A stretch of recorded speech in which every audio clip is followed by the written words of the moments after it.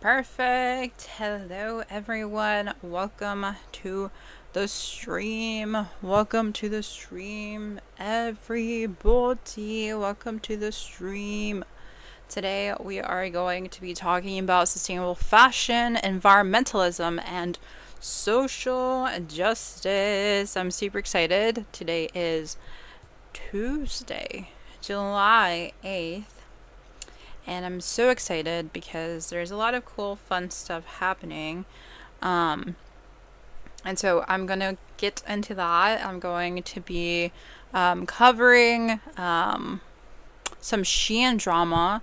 There's also been some Prada drama as well because they've been stealing sandals of all things from a culture, from a community, and overpricing it for way too much.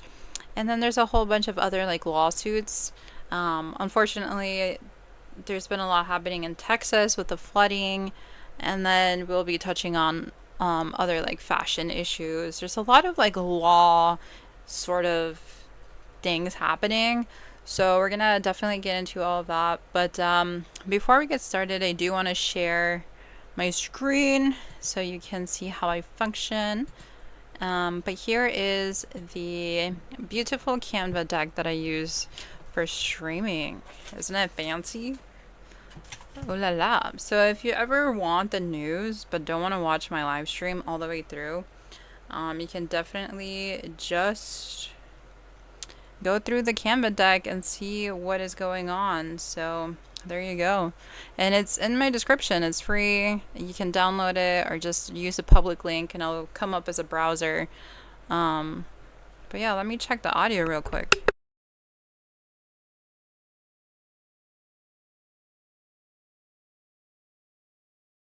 Alright, you can hear me. Awesome.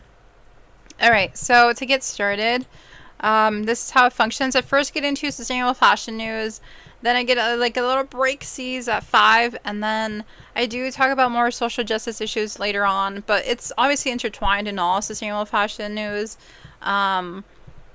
And then environmental things, so like I'll be talking about the Texas floods, and I do want to focus on the positive stuff. Like I think it's really easy to focus on the negatives, and there is a lot of fashion shows happening. I think we're watching one of those today, and then we'll focus on fun stuff later on. And here is the schedule: Tuesdays and Thursdays, 4 to 6:30 Central Time. If you've been here, thank you. Yes. But I do want to push that up to 7, like 4 to 7. I want to do like a 3-hour stream. But maybe I'm just feeling ambitious because I did come from a break. I was away last week for the Thursday live stream. I wasn't feeling well. And I'll get into that. But here is the community submission form. If you ever want me to talk about anything, let me know. I don't really talk about brands. I do talk about like, I don't know, like current issues, protests, marches, issues happening. So I just take a long time to like vet stuff. So this is a form in my description if you ever want me to talk about anything. I will definitely take a look. Or you can just put it in chat, whichever. But I don't really remember what is said in chat. I don't really look at chat. I'm reading it, but I don't really pay attention to it too much. But yeah, let's get into personal time. Okay, so I am multi-streaming today, which is super exciting. I do feel like the pressure to do a better live stream because I'm multi-streaming, but I just want to make it a routine to multi-stream on Twitch and on YouTube. A lot of people decide to stay loyal to YouTube. Others decide to stay loyal to Twitch. I'm not really bothered to multi-stream. Like I don't really care if I'm on Twitch.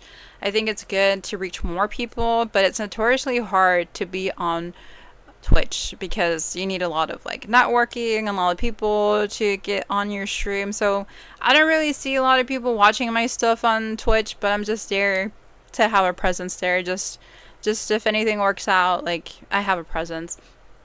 But my main focus has always been and will be YouTube. I think that's like my bread and butter. I see myself as a YouTuber. I see myself making videos for like years and years and years to come. I don't see myself going anywhere. I do think that it's been difficult starting streaming. I've been streaming for like 6 months and I've slowly gotten better, but it is definitely a struggle to understand like the tech and the logistics and like the strategy when I've never done this before.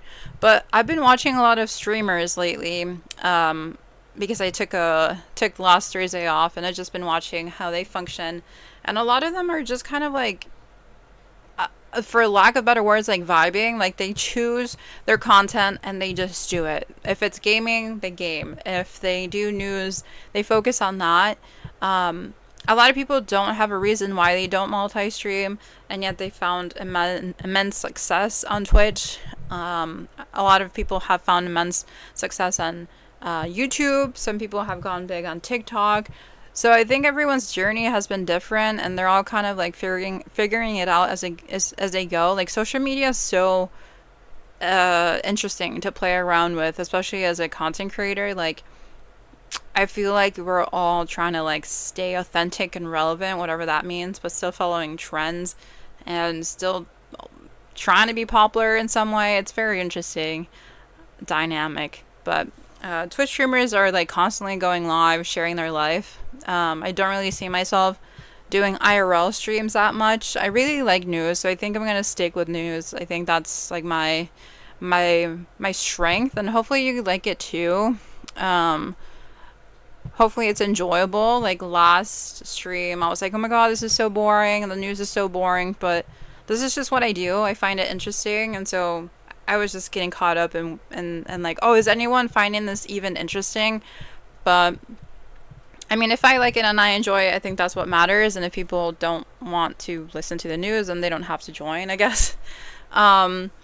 But yeah, that's just something I have to like accept. Like I can't be everything for everyone. Like I can't be an IRL streamer. I can't be chasing trends. I can't be someone else. I have to be myself. So just trying to stay authentic as I try to figure it out, I think is like one of the biggest things that have been on my mind. And if I don't grow beyond like 10 viewers or like 15 viewers on my live streams, that's fine. Like it's okay with me. I enjoy the news. I'll continue to do this. And if people come, they come. If not, then that's sad, but I can't like be someone else. But I will market this. Like I've been filming TikToks the whole day today. I filmed like 30-ish TikToks talking about environmentalism, social justice, ethical fashion, all those things. So it's all kind of related around these three things.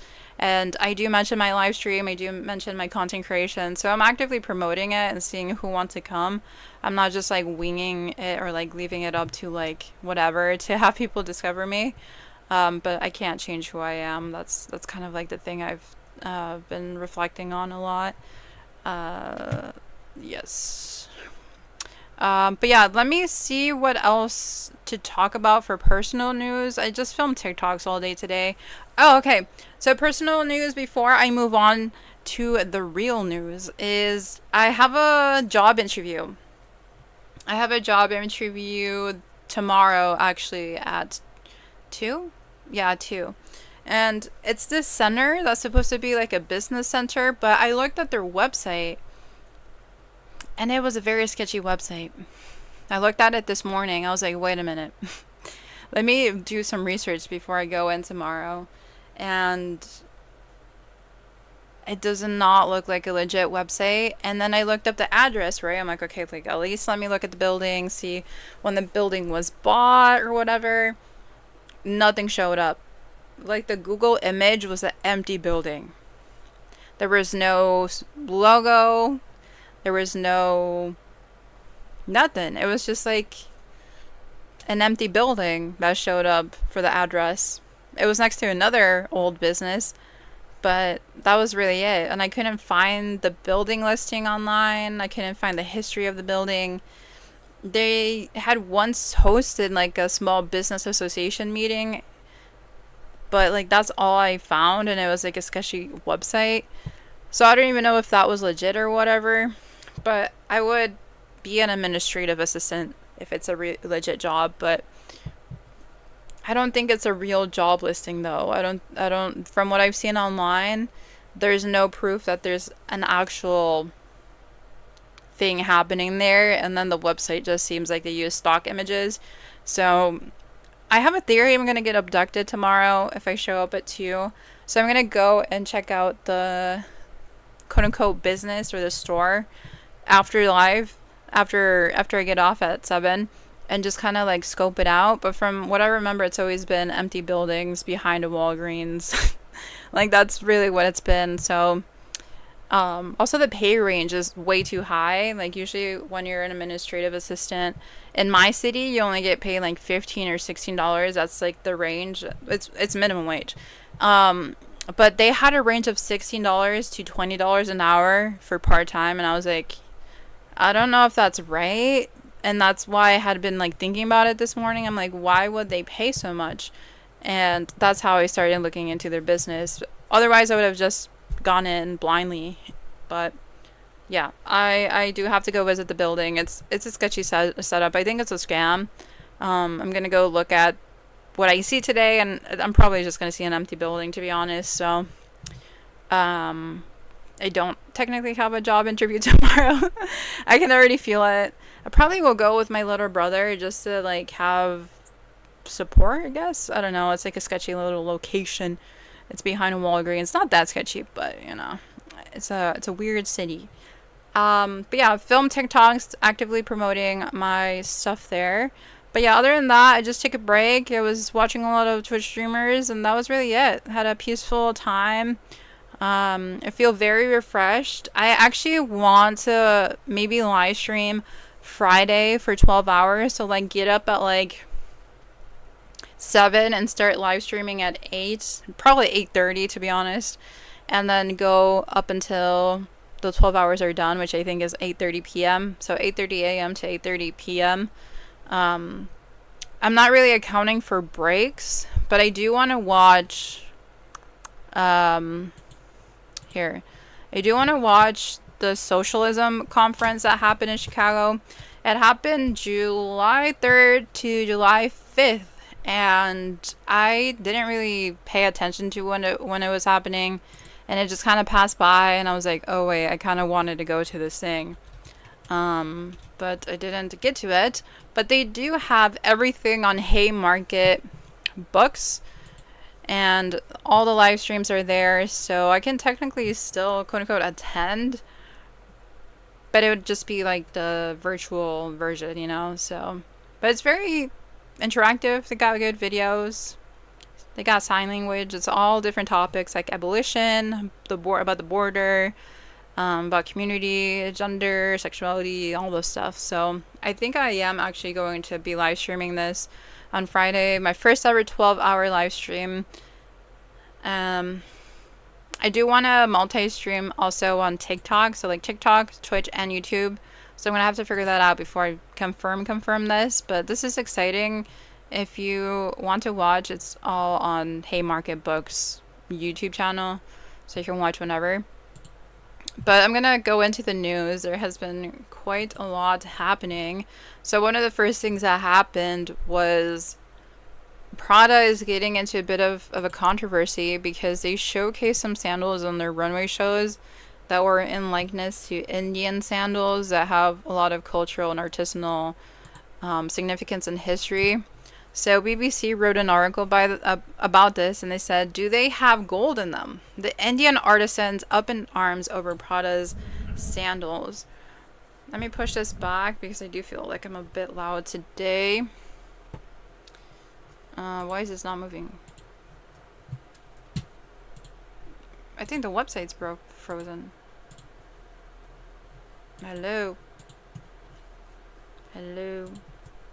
Why is that website frozen? Oh, okay. Oops. Alright.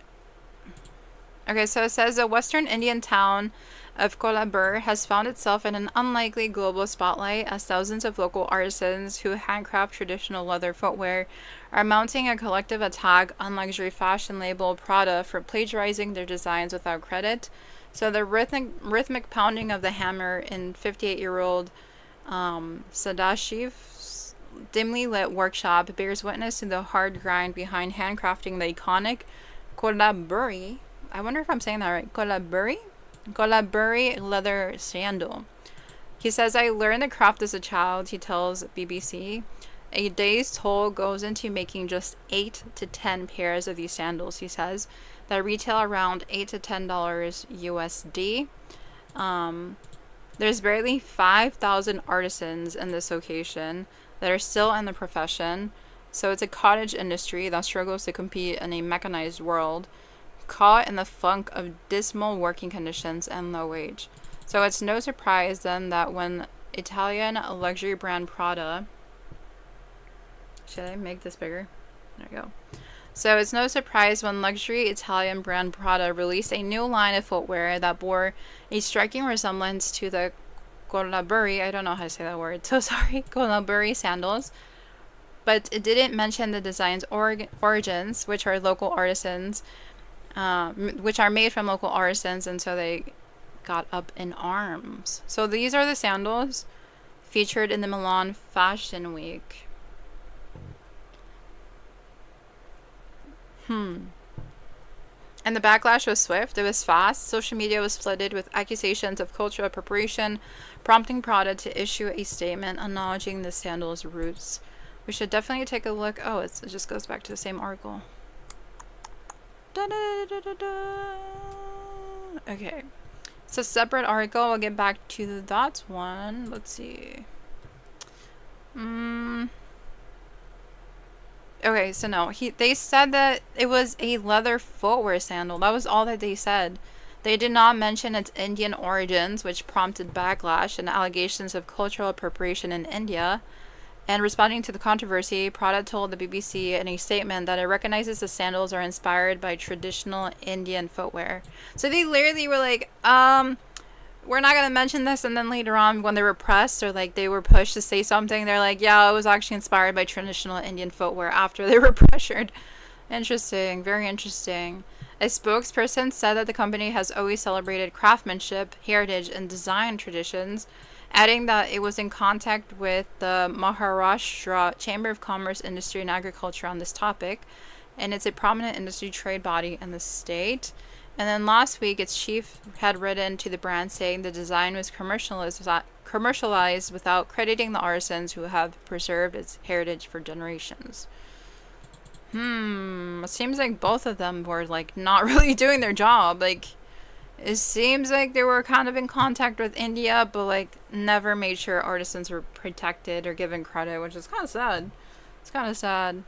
And then Lorenzo, who is the head of corporate social responsibility for Prada, said that the sandals were at an early stage of design. What does that mean? Oh, guys, we didn't actually finish designing them, so you can't blame us for making mistakes. Wow, that's a weird excuse. That's a new one for me, being like, guys, we actually didn't end up confirming the design, hence we cannot fully say we made a mistake, hence we can't take responsibility or accountability. You guys are funny for thinking this was the final form of a sandal released in Milan Fashion Week. You guys are so funny. He also said that Prada was open to dialogue for meaningful exchange with local Indian artisans, and the company would organize a follow-up meeting to discuss this further. I do wonder what dialogue for meaningful exchange means. I mean, I think within a conversation, there's always this, like, I guess, assumption that there's going to be meaningful exchange. So I think it's alluding to the fact that they maybe did talk to India or, like, the commerce place, right? But, like, there was some confusion, and now they're like, yeah, we'll actually talk to our artisans and, like, talk right or communicate right. But, like, what are they going to say? Hey, guys, we stole your sandals, and we're just going to make the money, even though, like, You guys are the ones that created the designs and like are actually the ones that have been doing this for generations, and we kind of copied you. Like, what does dialogue mean? Like, and how does this actually benefit the Indian artisans is also another question that's like top of mind. Like, we can have a million conversations, but that doesn't normally make things better if you stole something that was very like deeply cultural and important to people that survive off of their work. And they describe the sandals has rooted back to the 12th century, which is a long time. They're made by leather and sometimes dyed in natural colors. The traditional handcrafted sandals are sturdy and well suited to India's hot climate. And they're awarded the geographical indication GI status by the Indian government in 2019. So they're legit geographical indication. So they're like deeply part of India, huh? And according to the World Fair Trade Organization, a geographical indication tag credits a good or product as having originated from a certain region or place and is considered a mark of authenticity. A geographical indication tag. So I'm assuming that the World Trade Organization is saying Prada's sandals are basically an imitation because they don't have that geographical indication tag, which means that they're not real. Prada sandals are not real because they don't got the tag. Interesting. Interesting. So these are the sandals. These are the ones that they mention. I kind of like the design. I think this is like the most prominent aspect of the sandal that I'm seeing. So basically, a lot of artisans are saddened that Prada is using the design without giving them credit. They explain that they are made with hard work of leather workers in that location and should be named.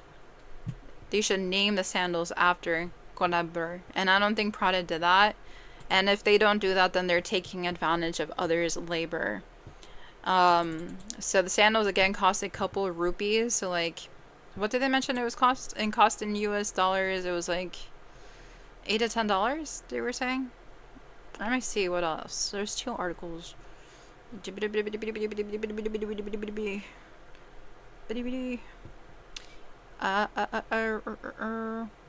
this just the same article? Yeah, let me go back.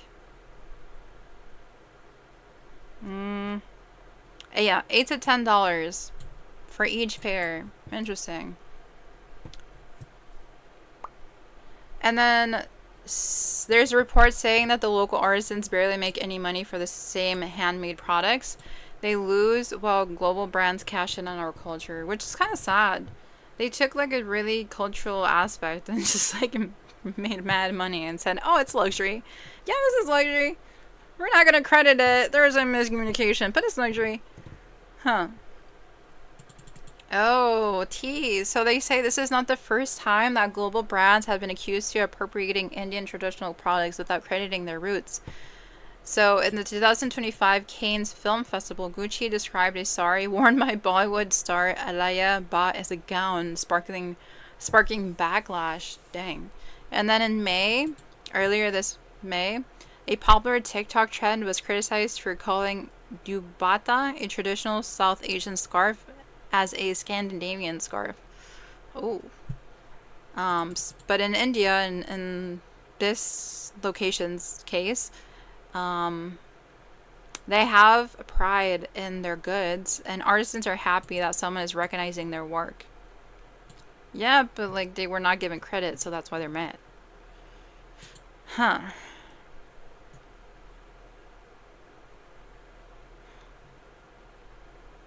Dang.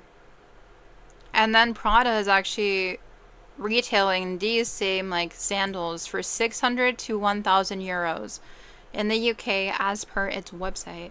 So imagine like normally these sandals cost you $8 to $10 on a local basis made by artisans, and then Prada takes it, basically copies it, and like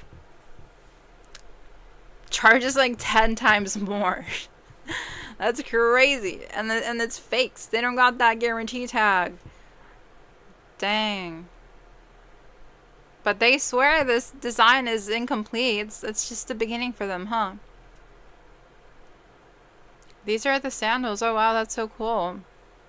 You can tell they're really well made. And they only make 8 to 10 a day.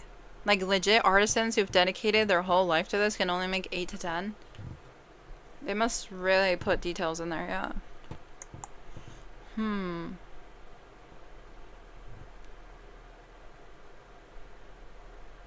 So one artisan says, I was never educated. This is all I know, and I earn about $4 to $5 a day, depending on the number of orders. Wow, only $4 to $5 a day. And then women like her, oh, she's a female, Sunata. She plays a critical role by engraving fine patterns by hand, but are not compensated fairly for their long hours of labor. This is why Sunata's children don't want to continue the craft. Oh gosh, that sucks. They also say that leather has become very expensive and has pushed up our costs, says Anil, one of the first sellers to open a shop in Colabor. So artisans normally use cow and buffalo hide to make these sandals, but since 2014, when the Hindu nationalist BJP came to power, there have been several reports of vigilantes, self-appointed protesters or activists, cracking down on alleged cow slaughter, sometimes with physical violence. So the cow is considered sacred by Hindus. Oh, dang. So then in 2015, the slaughter of cows was banned, and the sale and consumption of beef as well, so that forced artisans to rely only on buffalo leather, sourced from neighborhood states, pushing up the production cost. Oh, it just gets more and more expensive. And then the article ends off by saying traditional sellers are also struggling to compete with synthetic copies flooding the market, and customers also want cheaper sandals and can't always tell the difference. Dang. Oh wait, there's more. There's more. Oh, you know what's an interesting thing? It says here that this controversy just highlights the need for a better institutional framework to protect the rights of artisans. I think I agree. I feel like Prada is definitely used to getting away with a lot of things to the point where they're like, yeah, this is an incomplete design, hence we can't take full responsibility for like what we did here. And we'll continue to have conversations, but like this is essentially cultural appropriation at its worst, and it's like copying artisanal goods, which is essentially exploitation if they're only earning like $4 to $5 a day. And it's also economic justice, because injustice, not economic justice, it's economic injustice to the artisans because they can barely make it anymore. Like now, not only are they competing with other sort of artisans or like sandals, now they're competing with like major luxury brands, and like the cost of everything is just going up so fast, which I feel bad. Like I personally don't support cow slaughter for cow leather, but it just sucks when like you're an artisan, right, and you're just trying to like survive and then you have another setback. So I feel for them in that way. Like it's just hard to like continue to practice your artisanal skills and stuff. It's just we probably shouldn't be killing innocent animals in the process, but that's just me. But I do feel bad for both sides, the animal and for them. I think Prada just knew what it was doing and knew how to get away with it, being like, yo, we're gonna have a conversation. Like, what conversation are you gonna have? And it just says here, yeah, like they lack enforceability, not only in the brand, but in India and everywhere else. There's no like frameworks or laws that are stopping aesthetic limitation. And we will also get into that because there's a lot of other brands suing each other. I think like Lululemon is suing Costco, and then like Brandy Melville is suing Shein for like aesthetic imitation or like supposedly copying images or aesthetics. And that just seems like a routine thing in fast fashion. Everyone's in a race for the bottom to reduce costs and get the most amount of money. And the fact that they didn't even recognize the artisans or like origin until they were like pressured into it is just, it just shows they weren't gonna talk about it. They were never planning on talking about this. And then here's the artisans. Oh wow. It's like a serious production. Oh.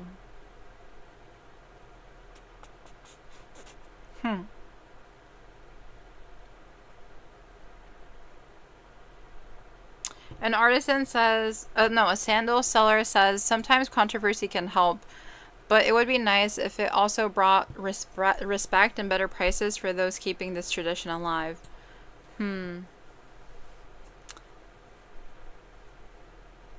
So for now, a plea has been filed in a high court demanding Prada pay damages and compensation to artisans, along with court-supervised collaboration between the luxury label and artisan associations. Prada has told BBC in a statement that it is in talks with MCCI on this matter. And then Mr. Gandhi, its chief, says a meeting between the two sides is going to take place next week. Interesting.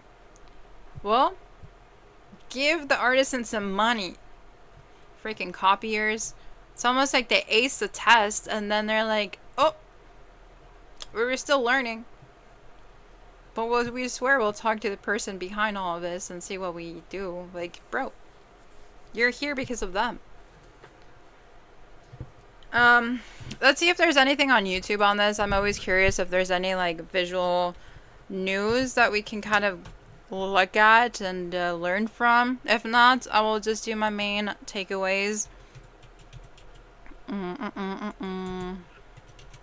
Sandal. What's it called? It's the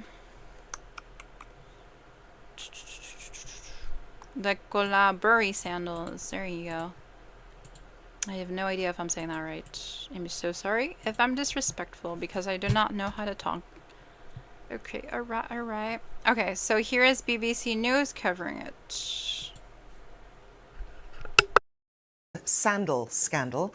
Last week, the high-end fashion house Prada featured a pair of traditional Indian leather slippers in a runway show, but they were labelled as nothing more than leather flat sandals.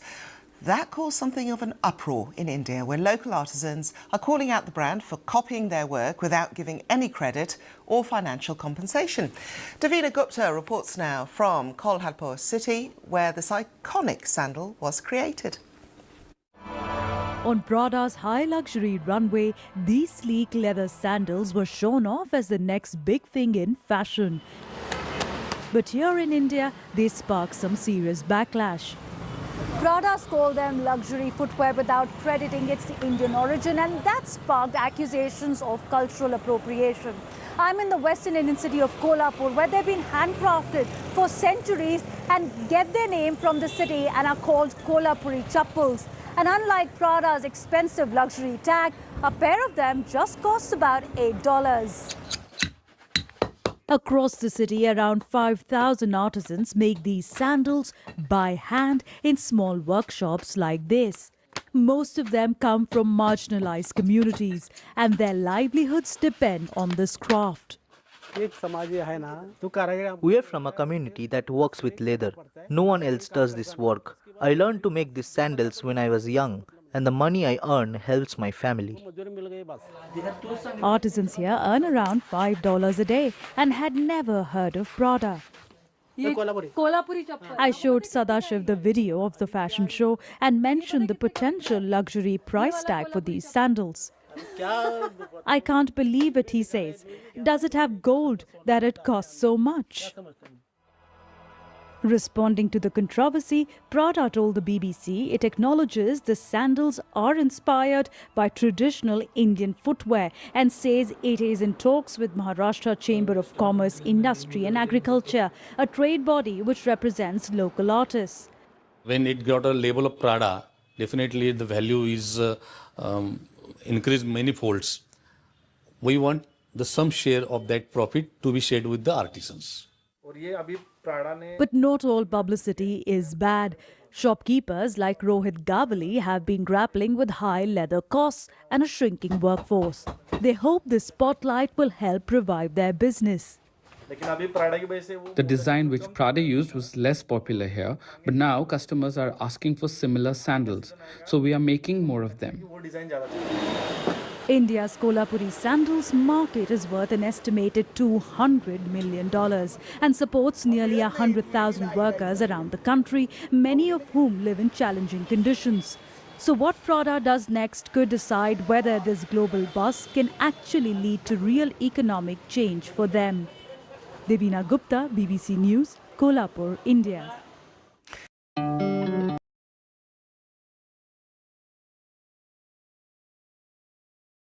Wow. That's crazy how some like artisans don't even know what Prada is. I feel like in an ideal world, I would not want to be aware of Prada either. But I think they're just not aware because of maybe lack of education, or they're just living in a rural section of India, or who knows, maybe they're just not that focused on luxury fashion. But to think, oh my gosh, like does this sandal have gold in it because they're selling it for 500 to 1,000 euros. So I think it's way overpriced, but that's luxury fashion, and there's like no justification for that price when they're literally fakes. And I think that just illuminates the controversy and like the contradictions of luxury fashion. Some lasting thoughts on this is that I, I I think we should just buy the authentic ones, the ones made from artisans. I feel like anyone with common sense would be like, yeah, I'm gonna go for the authentic version made by artisans who are selling it for much cheaper. It's like a win on a win on a win. Like, why would you buy this online for 1,000 euros? Maybe it's because you don't have access to the Indian market where they sell them locally and more cheaply. I get that. But also, like, if you don't even know what you're buying and they're not stating what type of sandal it is, like, you're just being a blind consumer. But I don't want to blame the consumer for this. Like, it's not their fault that they don't know what they're buying. Like, sometimes we just buy stuff and we're like, oh, it's cute. It's just the aesthetic that we're gravitated towards without really knowing the history or the context. So I will never really blame the consumer because it's the brand's fault for not giving them that information. And they're literally stealing this without giving credit. So, like, how is the normal average consumer going to find out if they're not, like, Indian or aware of the sandals? So also, it takes so long to make the sandals is crazy. I feel like I need to respect that. Like, how many sandals are you making in an hour if you're working an 8-hour shift? Probably like one-ish. And that's pretty fast if you're making like high quality sandals. Like, you make one pair of sandals every hour. It's a lot of hard work, and they're barely like making enough to survive. And some people don't even want to continue this. The kids don't even want to do this as a job. So I think there needs to be a lot more investment into artisanal cultural heritage. I think the government should respect a bit more the craftsmanship and make more serious conversations happen between Prada and like these artisanal groups. I wonder how that could play out, but I also do wonder like what they're actually going to say to the artisanal groups, like how they're going to navigate that clinical conversation to like remedy the situation. But yeah, I don't know how luxury fashion justifies its prices all the time. Like, how are people buying $20,000 for a dress? Like, how are you affording this? Like, why would you do this? I don't know. I've never understood luxury fashion. I've never really seen its appeal. I think it's just always been a marker of egoism and materiality. But I come from my own bias. I come from my low income background, so that's why I'm always like, I don't really think this is needed. If you feel like it's a need, then that's your justification. I don't really understand, but I don't really think luxury fashion is a need in our life, to be honest. It can be artistic. The cone, it's very artistic, right? Sometimes we just need art. But I do think we need more like artisanal protections, you know? Like, we need to protect the artisans, like concretely. I think they're sued, right? I think they're being sued. Or no, let me see. Are they getting sued? I don't think so. It doesn't say. I think they've just been getting a lot of backlash. But either way, it's like, if artisans had more power and more legal representation, probably they could go to court for this and win. But if they're barely able to scrap by and survive and don't even know what Prada is in the first place, then I think Prada is safe to say like the one in power and the one that's going to be maneuvering the dialogue with artisans, or those that represent the artisans. So I would just say, let's just buy from the artisans themselves. I do want to meet more artisans. Like, that's such a goal for me. Like, I do really want to understand like what it takes to be an artisan. There's like so much generational knowledge and inspiration and time and skill to it. I just need to sit down with others and like just learn from their lives. That's like gonna be life changing for me. But another thing on my mind before I move on is like inspiration. Like, how do we justify inspiration versus copying? I feel like that's when legalities kind of gets complicated, because people are like, oh, I didn't know this brand existed or this existed. It was an original thought. And then others are like, no, you copied us. You got inspired by us, and I can take away your business because of it. So I wonder what the fine line is of inspiration versus copying versus your own design. It's very contentious gray areas here in the legal worlds of fashion. But to move on, I do think that it relates to what's happening with Brandy Melville. So they're suing Shein for copyright infringement. So we'll get into this article by Fashion Dive, where it basically says Shein is being accused of selling an item based on Brandy Melville's photo and sending a dub instead. So Brandy Melville is holding company based at USA. Wait, what? Brandy Melville Holding Company. What is a holding company? I am not smart. Holding company. Holding company. Brandy Melville's holding company?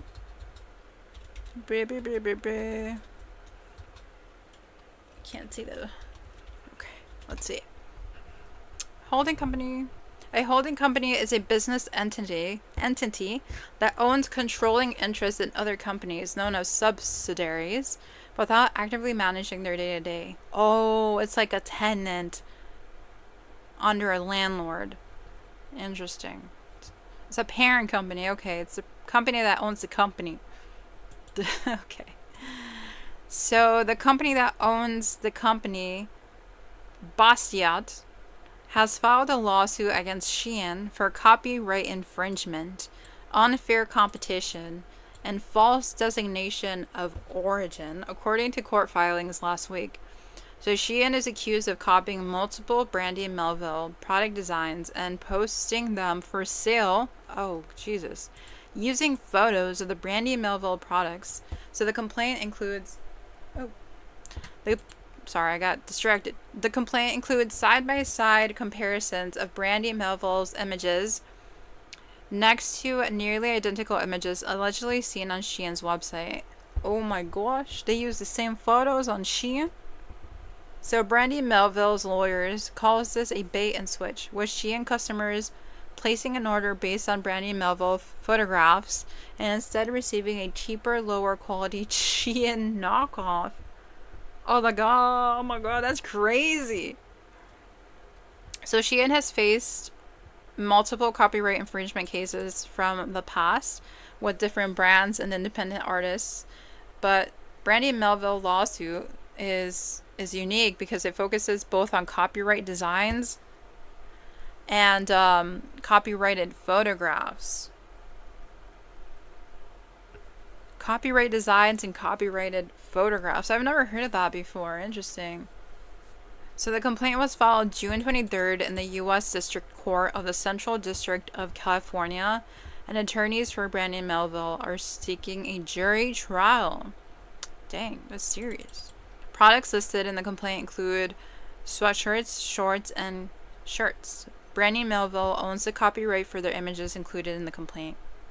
Oh my god, they literally just copied the picture and changed the color. No way. That's crazy. This is Brandy Melville. And this is Shein. They literally just changed the color. Oh my gosh. Attorneys for Brandy Melville says that Shein's ability to use data to determine trends and immediately offer them to its consumer base makes intellectual property theft the cost of doing business for Shein. So they're willing to go to court as long as they make money because at least they're keeping up with trends. Wow. Wow. What Shein really means by data-driven approach and providing offerings that resonate immediately is that it finds popular designs from popular designers and slavishly copies them without regard to minor impediments such as intellectual property laws. I think Shein has very good lawyers to the point where they know they can get away or maybe justify or fight back against intellectual property theft. It's like a new level of like, F you, we're going to copy it and you're just going to take it. Or we're going to find a way out of it. Wow. Wow, wow, wow, wow, wow. I actually made a video on Shein recently and I was just like, just because they say they're data driven, just because they say they're an on-demand business doesn't make them ethical or sustainable.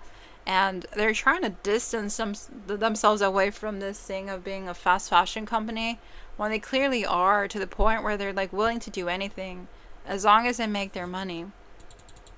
And then the article continues on to say that Brandy Melville further argued that this instance exhibits the extent Shein is willing to go to trade off the goodwill of an especially popular and authentic brand. I think what they're willing to say is like, they're willing to take even from the most popular and quote-unquote authentic brand because they want to like have those popular designs and trends on their website. Wow. They're willing to go. They're willing to go. They're taking risk. A Shein spokesperson didn't immediately respond to Fashion Dive's request for comment. Oh my gosh, how much are they paying these spokespeople? Imagine if like their job is to look at who wants to talk to them and they're just like, nope, delete, nope, not gonna take responsibility. That would be a very stressful job, being the spokesperson and like actively deciding to actively deciding to be like, nope, we're gonna ignore that one. I mean, obviously they're taking orders, but that's not a fun job. It's not a fun job whatsoever. And they go on to explain that Brandy Melville is a fast fashion company. It was founded in the 80s, but it was launched in the US in 2009. Oh, 2009. It's been a while. And it was an early adopter of influencer marketing and targets women and girls 15 to 25. And the Shein complaint is said it has the same customer base as Shein. Oh, dang. I think I also saw that Brandy Melville actually came out. Wait, what did I see? It was on Netflix. There was like a documentary showing the bad practices. Like it's a cult sort of thing. Yeah. Okay, so a documentary about Brandy Melville titled Brandy Hellville and the Cult of Fast Fashion is available on Netflix. Yes, I haven't watched it yet. I wonder if it's a good documentary, but I've been seeing a lot of little clips on TikTok on this that I may just end up downloading it for one watch. I don't want to go on Netflix. Netflix has been weird. It's on Max? Interesting. So it's not surprising that Brandy Melville has the same customer base as Shein. 15 to 25-year-olds. And Brandy Melville has also faced copyright infringement lawsuits from other fast fashion competitors. In 2016, Forever 21 accused Brandy Melville of copyright infringement. Oh, dang. It's like the OG villains just fighting each other. And the companies settled the case the following year. So Brandy Melville practices have recently come into the public spotlight following the HBO documentary. Oh, it's the same one, yeah. Released last year. It's been last year? Oh, wow. Which documents its racial discrimination and sexual harassment in its stores, among other issues. Wow. Wow. I feel like this is so bad. Oh my gosh. This just gets worse and worse with these brands. You like turn around and you don't pay attention for 5 minutes and they're doing all this weird stuff. Ugh. Let's see if we can find anything on YouTube on this. Oh my god. Lawsuits. Blip, blip, blip, blip, blip. Shein is getting sued so much. I do want to know who works for Shein as a lawyer. Who is a Shein lawyer that wants to talk to me? How is your job looking like? Is it fun? Oh my gosh. Okay, so Lululemon is suing Costco. We'll watch this one a bit later. I was going to read an article on this, but I don't see anything about Brandy Melville suing Shein on YouTube, unfortunately. But it's fine. I'm used to that. Before I move on, I do think that Shein is built on theft. It's so used to stealing that right now it's like willing to do it even with the biggest brands. Even when Brandy Melville has a quote-unquote bad reputation given the documentary, given its cult, and given its like discriminations, I think they're willing to do anything to stay relevant, stay cute, copying wherever they can. I think the photo copyright moment is very interesting to think about, the copyrighted photographs, because these photographs are not even Brandy Melville's in the first place. It was their customers, it was their fans. So to understand that Brandy Melville owns our photos as consumers is it's worrying. It's very worrying. And for Shein to then copy it, it's like anything online is kind of like fair game. But yeah, for them to just change the color and then sell us a cheaper thing is so misleading. Like, we don't really know what we're looking at. I feel like I'm constantly being lied to. I feel like that's the vibe right now. We're just getting lied to. It's like tech-fueled colonialism. We're just getting robbed left and right. Man. But honestly, the thing in my head is like, I want to be in those meetings where they're actively making these decisions. They're like, yes, we are going to go to Brandy Melville and steal their photos. I just want to be in those meetings so bad.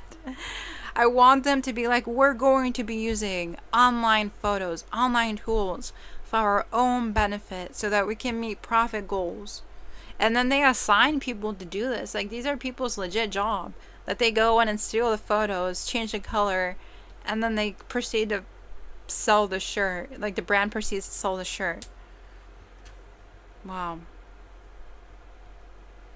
This is like a late stage capitalism in like a nutshell. Wow. Can you also, like, if you're a lawyer for if you're a lawyer for Brandy Melville and then you sue the lawyers for Shein, it's knowing both of their pasts. Oh my god, it's a shit show. It's such a shit show. I want to be in the court so bad. I want to be there when they're like talking about these things. Yeah, that's my photo that we stole from our customers, but let's just not talk about that right now.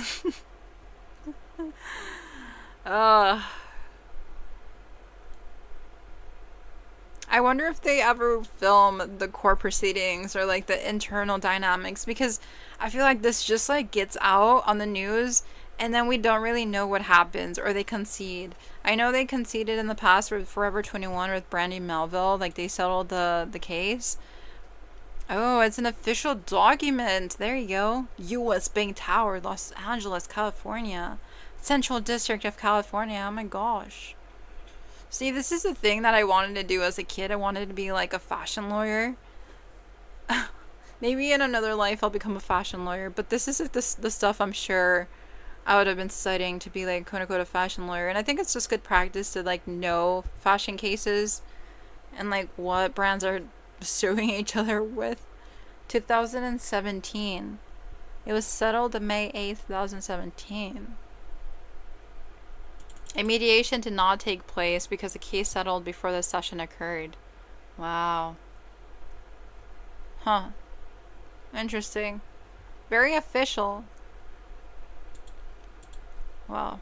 But this is another similar case. So Lululemon is suing Costco for selling alleged knockoff clothing. So let's look at this. It's very alike to what's happening with these other brands. You've probably seen this on social media. Lululemon.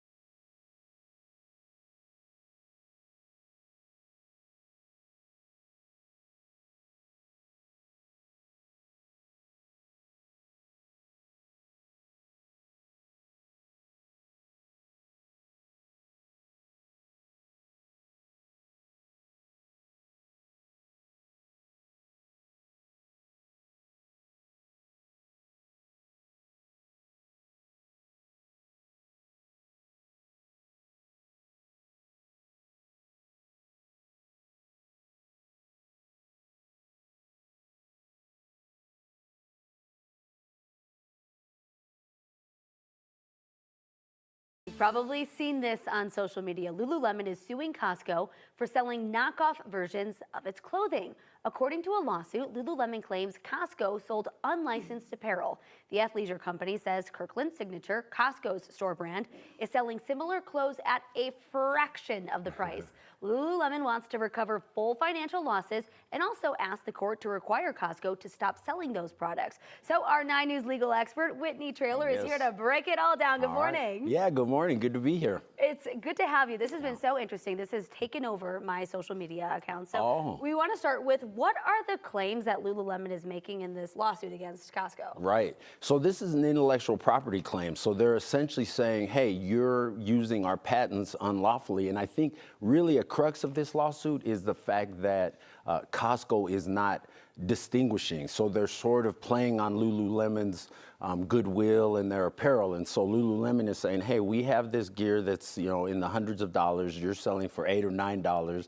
People think it's Lululemon or it looks just like it, and they're not distinguishing it. And I think about the movie, this is probably before your time, Coming to America. And in Coming to America, they had McDonald's and McDowell's and the Big Mac and the Big Mick and the Golden Arches and the Golden Arcs, you know. And so it was very similar to McDonald's, but they didn't make the distinction like, hey, this is actually something different. So that's really the crux of it. And I think you see there behind us the picture of the pants, and that's actually a picture from the complaint. And so you see on the left is the Costco, the Kirkland brand, and on the right is the Lululemon. And I don't know why everything's so wrinkled there, but when I see it, I don't see the similarities, but that's how this case will be proven with experts to say, here's how they're actually infringing. Sure. Now, what is Costco saying? How is Costco defending itself? Right. Well, so the complaint was just filed, so Costco hasn't filed its answer yet, but I know that Lululemon sent a cease and desist in November, and Costco actually pulled some of that material. So I think that's going to be very relevant in the lawsuit, and it could work both ways, because Lululemon could say, hey, you actually acknowledged that there was some similarities, you pulled the stuff.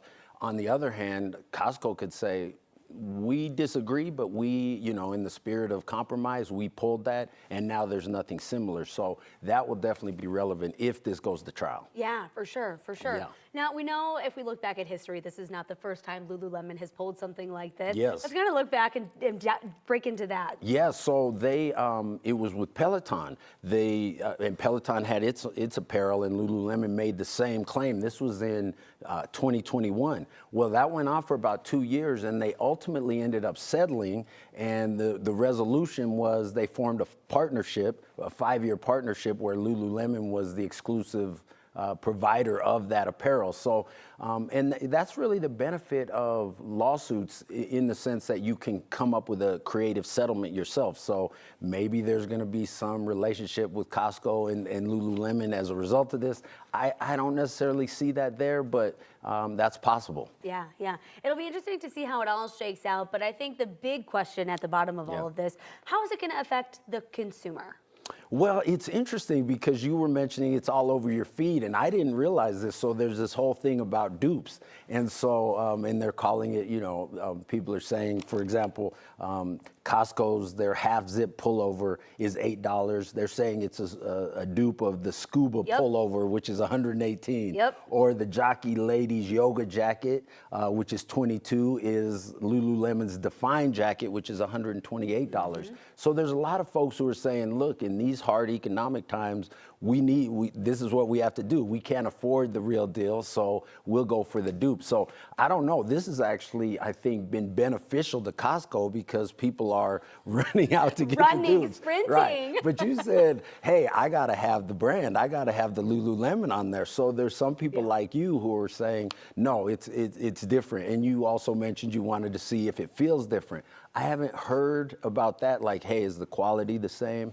But in a sense, I think this is ultimately going to help the consumer just because I think Costco is going to try and do what it can. Lululemon is going to probably try and work out a resolution. So ultimately, I think maybe it's going to help the consumer on the price front, but we'll see. But it's an interesting trend on this whole dupe thing because I hadn't heard that. I'm out of the loop on the social media.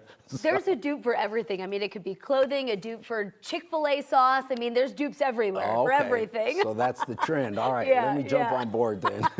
Whitney, thank you so much. We'll see how it all shakes out. Yep, good to be here. Very interesting. I mean, there is a lot of things to think about in terms of like what makes up a dub. I feel like in the past, maybe we weren't so protective of like what is real and what is fake. I do feel like a lot of brands are getting highly competitive or highly protectionistic about clothing and aesthetics as it is harder and harder to compete with like Shein and Temu's and like major brands. But I feel like copies of stuff has always existed. It's just maybe we haven't like taken it to court as much as in the past. Or maybe we're taking it more to court now than ever in the past. But I do wonder why like we're getting more and more aggressive when like, I don't know, is it late stage capitalism? Is it recession? Because I do want to say, okay, like people are being more demanding or more I don't know. I'm trying to figure out like what my take is for this, because there's always been copies of everything, but what we've seen is there is more brands taking other brands to court because they're like, you copied from us. So I'm wondering what the source of that is. Is it because they're struggling to compete? Is it because consumers are more brand loyal or less brand loyal? But I feel like it wasn't even similar. It wasn't even a similar product, So I do wonder how Lululemon came to this conclusion of like, we're gonna sue you. How dare you copy us? And they've like conceded before. Like Costco have conceded in the past. So I think Lululemon is maybe used to being very aggressive and getting what it wants so that it can remain as like the brand and everyone goes and buys from their brand. But if it's a similar quality, what they're selling at Costco, like why wouldn't people go to Costco? So I do think right now Lululemon is very aware of like the recession, very aware of the need for cheaper prices, and is trying to reduce Costco's like competitive advantage because of those cheaper prices. But like brand illusion maybe is like breaking down as well. Maybe that's the thing I'm kind of like getting at. That brand illusion maybe is harder to like stay loyal to when we don't have money. And if it looks alike, if the product is very similar, then I think a lot of people are okay with like going to Costco. Hence, that's why they're suing so aggressively and being so aggressive. But Lululemon is like very exclusive. Like leggings are $100 or whatever. Those pants for like $60. It's just crazy prices, and they're like marking it up for like certain demographics. So I don't even think those that buy at Costco are the ones that are buying from Lululemon. Like I don't think there's like a major crossover. So it just makes me I think it's making me more certain that they're just protecting their brand image protecting their exclusivity and like hoping people don't buy the fake copy or don't find like fake versions. But if I went to Costco and I didn't know what Lululemon was, how would I know I'm buying like the fake version of Lululemon? I would just be like, oh, those are cute pants. I wouldn't be like, oh, let me actively buy the fake Lululemon pant. You know? I feel like there's an assumption here that Lululemon thinks that we know that it's a fake. Maybe not. But oh my gosh, there's so many dubs in fast fashion right now. I think it's like demand and supply is like the huge thing here. All the brands want all the demand for their stuff. They don't want anyone else supplying it. My brain is getting loopy with all this court and federal and legislative stuff. Like, I don't even know like how brands can justify being like, oh, you're stealing from me. Oh, this is like this is our design. Bro, like what? It just kind of proves that I want to like swap even more. I want to buy from like local brands. Like I want to shop my own closet, and I don't really care about brands. Brands are just trying to get us to spend our money, it seems like. They don't really care about anything else. They want to protect their ego. They want to protect their business interests, their identity. They want to ensure quality, right? They want to ensure that we belong to their brand, whatever. But how do they really know that Costco copied from them? Like, there was a likeness to it, but it didn't really seem like an exact copy.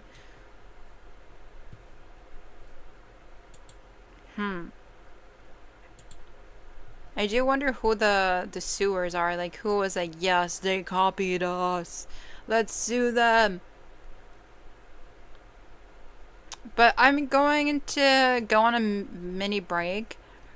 There's a lot of questions that I'm not familiar with, like with these brands.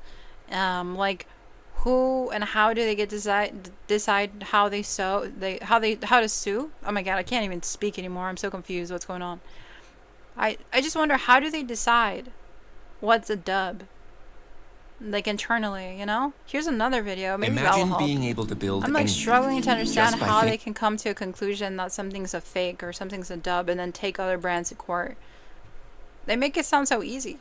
Be your sign to stop spending money at Lululemon. Consumers sharing their favorite Lululemon dupes. I call them Costco Couture. Now the Canadian retailer taking action against these reported copycats, filing a 49-page lawsuit against Costco, alleging the warehouse chain has unlawfully traded upon Lululemon's reputation, goodwill, and sweat equity by selling unauthorized and unlicensed apparel. Adding, some customers incorrectly believe these infringing products are authentic Lululemon apparel. Some of the pieces in question: the best and most affordable Lulu Scuba dupe, the $8 Danskin half-zip pullover. The complaint claims it's a copy of Lululemon's Scuba pullover that sells for $118. And 2 women's yoga jackets from Costco, which cost a fraction of Lululemon's $128 Define jacket. And Costco's store brand Kirkland 5-pocket performance pants, sold online for just $10, allegedly a copy of Lululemon's ABC pants. NBC News has reached out to Costco for comment, but we've not heard back. Lululemon saying in a statement, "We take the responsibility of protecting and enforcing our intellectual property rights very seriously." Content creator Melissa Goodwin often shares her favorite Costco deals. So when we see this beautiful piece, this fit, the quality, the fabric in a store like Costco, and it looks just like the $168 one at Lululemon, it's pretty hard to say no to that. Earlier this year, the Washington Post even touting the quality of the copycat apparel with the headline, "Is that a Lululemon hoodie or a Costco dupe? No one has to know but you." Susan Scafidi is founder of the Fashion Law Institute. When is a dupe an actual ripoff or counterfeit? What's the difference? A counterfeit is easy. When you're making a substantially identical copy of a label, a logo, but there's a lot of gray area between a counterfeit and something that is just in the same class of product. Dupes aren't necessarily illegal. Under U.S. law, it's really, really hard to protect the three-dimensional design of a garment. It's not the first time Lululemon has waged war on alleged copycats. 2 years ago, it hosted a dupe swap in Los Angeles, encouraging customers to bring in knockoffs of the popular Align leggings to trade for the real deal. But dupe culture has already shaken up fashion, beauty, jewelry, and home goods, with nearly 1/3 of U.S. adults intentionally buying a dupe of a premium or luxury product. Some of these fashion pieces, they're good. Some of them, though, the dupes do get a little bit better. The hashtag garnering billions of views on TikTok, consumers eager to brag about their bargains. You can get this Lululemon look for only $20. What does this lawsuit ultimately mean for consumers? Will we see these leggings and pants disappear from Costco? We'll certainly see them change if Lululemon is successful. And that will be interesting to see. Now, as part of the lawsuit, Lululemon wants Costco to pay damages in the form of lost profits. They also want an order to permanently prevent Costco from making and selling the dupes. Lulu also wants Costco to remove ads or posts that display these infringing products. Really interesting. A lot of people have mixed feelings about dupes, especially in an economy like this. People want the most for their money. We got a sharp legal mind right I'm just here. not sure anybody's confused by that, right? Like, you look at them side to side. You know which one's the Costco Well, you look one at the versus price the tag. Lulu. One's $118, one's $8. Right. But You from know a which one's distance, the dupe. you see this curved stitching, you know, you Right, it's a may half confuse zip. it. But That's the legally, thing. there's such a. It would seem like there's such a great area. I think so, but that doesn't mean that they won't settle just to avoid Exactly. this. Yeah. Exactly. Fascinating, Vicky. All right, no dupe here. We've got the original Dylan Dreyer. The one and only. Yeah, you're stuck with me. Sorry. $8. Hey, thanks for watching. And don't forget, you can catch the Today Show every morning on NBC or take Today when you're on the go. Just follow the Today podcast on Apple Podcasts, Spotify, or wherever you listen.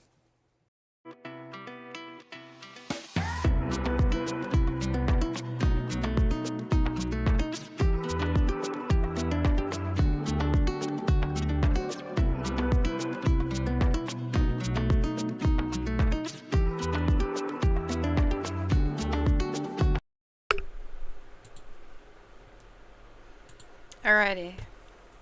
I left you guys for a minute. Okay. I'm probably going to move on from all the legal fashion stuff. It was really confusing my brain. I couldn't even speak for a second. I do wonder how fashion lawyers win cases.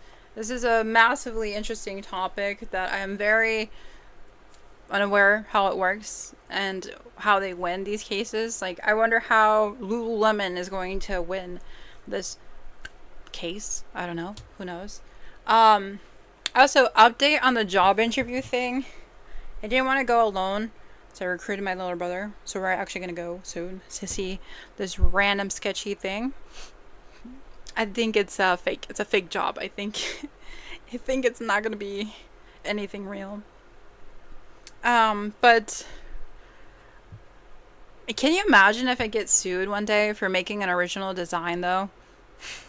And then some random brand is like, "You are copying us. It is a dub." I'm like, what?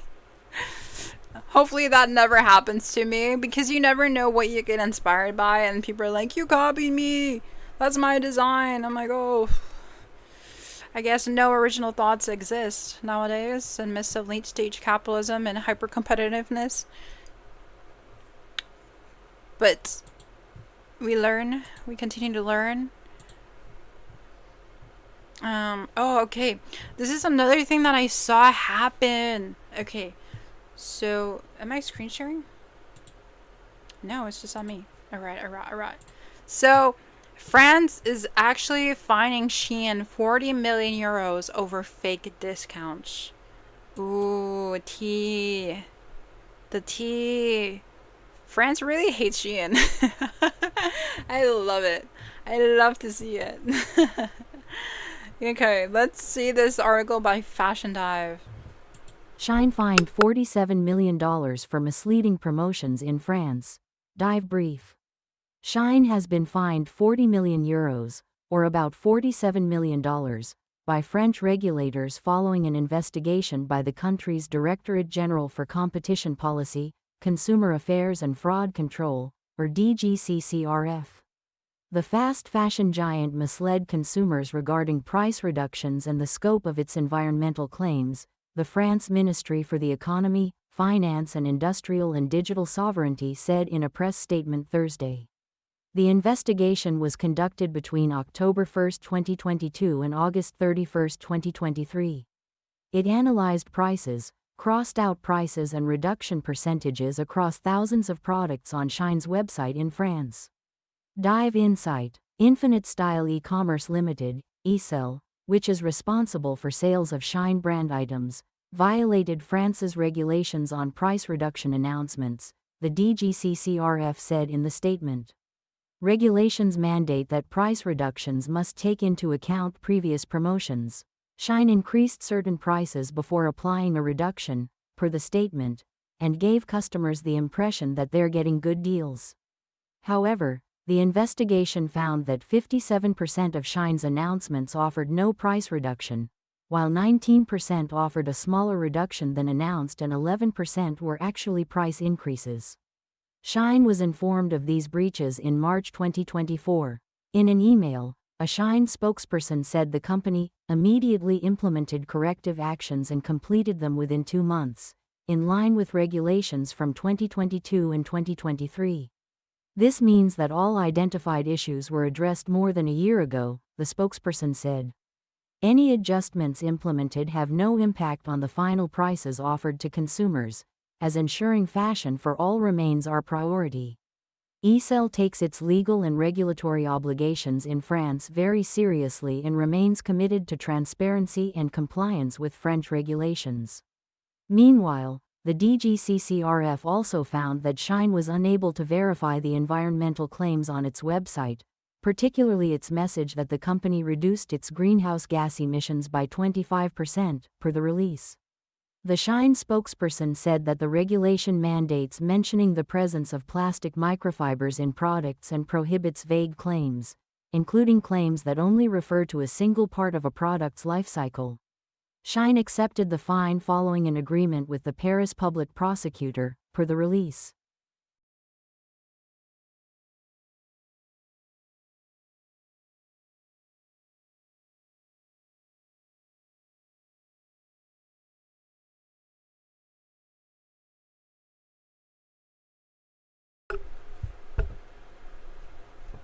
France hates Shein. I love it.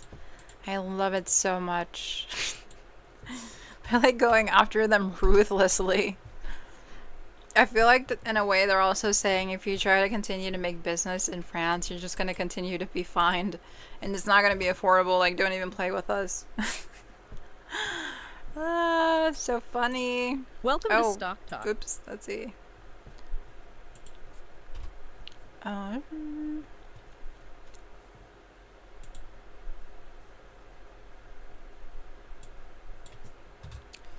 France.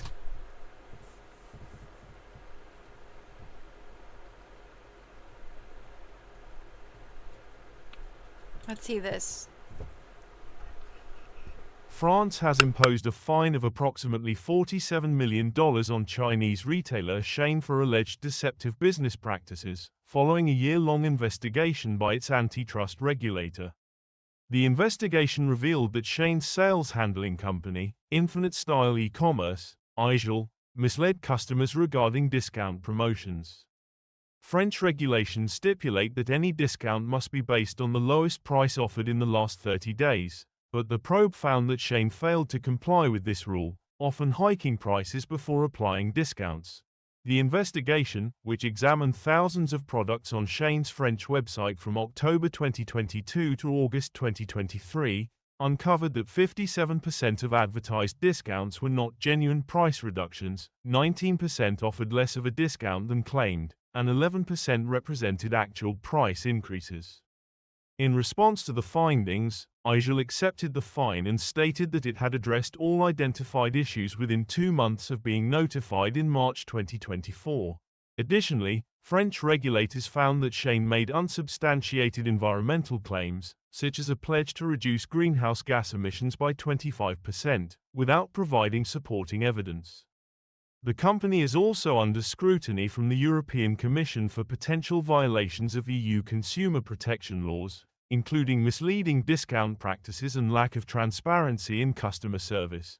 Shein has until June 26, 2025, to address these concerns or face fines of up to 6% of its global turnover.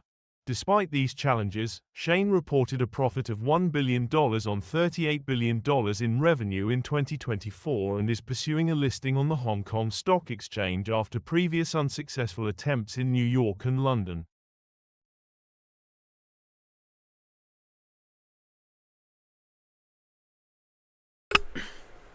Oh my goodness. Wow. Wow, wow, wow, wow, wow. So you're telling me Shein, who says, oh, we provide cheap, affordable goods, has been intentiously, viciously raising their costs, or raising the price of a shirt or a jacket or whatever, and then putting a discount on it? Oh my god. What is wrong with them? They're so vicious, I can't help but laugh. Like, they're doing anything to get a quick buck. To the point where they're being contradictory. Wow. Wow, wow, wow, wow. And then this, they say they're gonna put discounts, and they just raise up the prices and excuse that they're gonna discount it later, but they don't really offer price reductions. So that's so interesting. They start off with a price, and then they hype it up to say, oh yeah, it's going to be discounted later. Never do it. Only 19% of their items get a small reduction. What? And then 11% were actually price increases? What? This is so interesting. Regulations mandate that the price reductions must take into account previous promotions. Shein increases certain prices before applying a reduction. 11% were actually price increases. This is what I don't understand from this. Like, it seems like everything is getting priced up, but only a certain percent gets price increases. Oh, so they just start off at a high price and never discount it? Is that what they're saying? And only a little bit supposed to get the prices increased? Like, externally, like, obviously. But I feel like it's just all around price increase everywhere. That's so funny. So let's say something's $12. That already has an internal price increase, so it could technically sell for like $8 and get a profit, but it's just like marked up way too high. And maybe sometimes they're putting it to $14 after the original $12 when they're supposed to be decreasing it to, like, let's say $9. This is such a weird math puzzle to think about. It's like, well, okay, so maybe if they're an on-demand business model, maybe it makes sense for them to do whatever price they want because they're selling it as it sells, or they're making it as it sells. So maybe the discount theory, the discounts don't really matter to them, because what I've seen, at least in the mall, is like things are discounted after it hasn't sold. But if Shein is only selling things once it's sold, then like nothing is technically never sold. Like, so nothing really needs to get discounted. Do you follow that, like, logic? It kind of made sense in my head. If there's no stagnant items, then basically there's no need for a discount. But like, brands want us to buy, so usually they just put a discount even if the item is new. Like, I've seen that in Christmas and holidays. People will be like, oh my god, I got this great deal on Christmas Day, and the original price was $50, but they gave me a 25% discount because of Christmas, whatever. And in the back of my head, I'm like, I think brands know what they did here. Like, I know they know. They were never gonna sell that for originally $50. Like, they knew it would only sell after the quote-unquote 25% discount. So like, the original price was a fraud to them and for us. All around, we're like lying to each other here. So I feel like I think Shein is misleading people through the discounts, but like, aren't all brands misleading us with these quote unquote discounts? Like, it's just a way to convince us to buy it. For example, when I was very young, my mom was like an active Walmart shopper. And one of my standout memories in Walmart was like her pointing to a shirt stand and being like, why do they price it up so high? Like, is it just to give us a discount? I'm like, oh, maybe, who knows? Maybe they didn't think it was gonna sell that slow. She's like, no, I think they're definitely doing it on purpose. So we're encouraged to buy it because it's quote unquote on discount and we think we're getting a deal. It's like all a psychological game. So I think Shein maybe is playing that psychological game on us, but it's actually increasing it, or it has more of a higher cost. But because there's this like idea that they're a cheap brand, we're like, oh, it's still cheap, even though it technically isn't. It's interesting to kind of like think about and unravel. But I feel like all brands are hiking prices. I don't think that France is really targeting a new idea or a new tool or a new pathway in fashion. I think it's just they really do not like Shein. I think brands will continue to put misleading prices, to continue doing those discounts so we feel like we're getting a deal or something. But that's just has always been part of like the consumer culture. We feel like we're getting something out of it if we get like $10 off or whatever. But I do want the USA, oddly enough, to like follow in France's footsteps, not because I support Shein, but because I want US to have stronger regulations and stronger stances on things. It's just France really does not like Shein, and they're doing anything they can to go after them.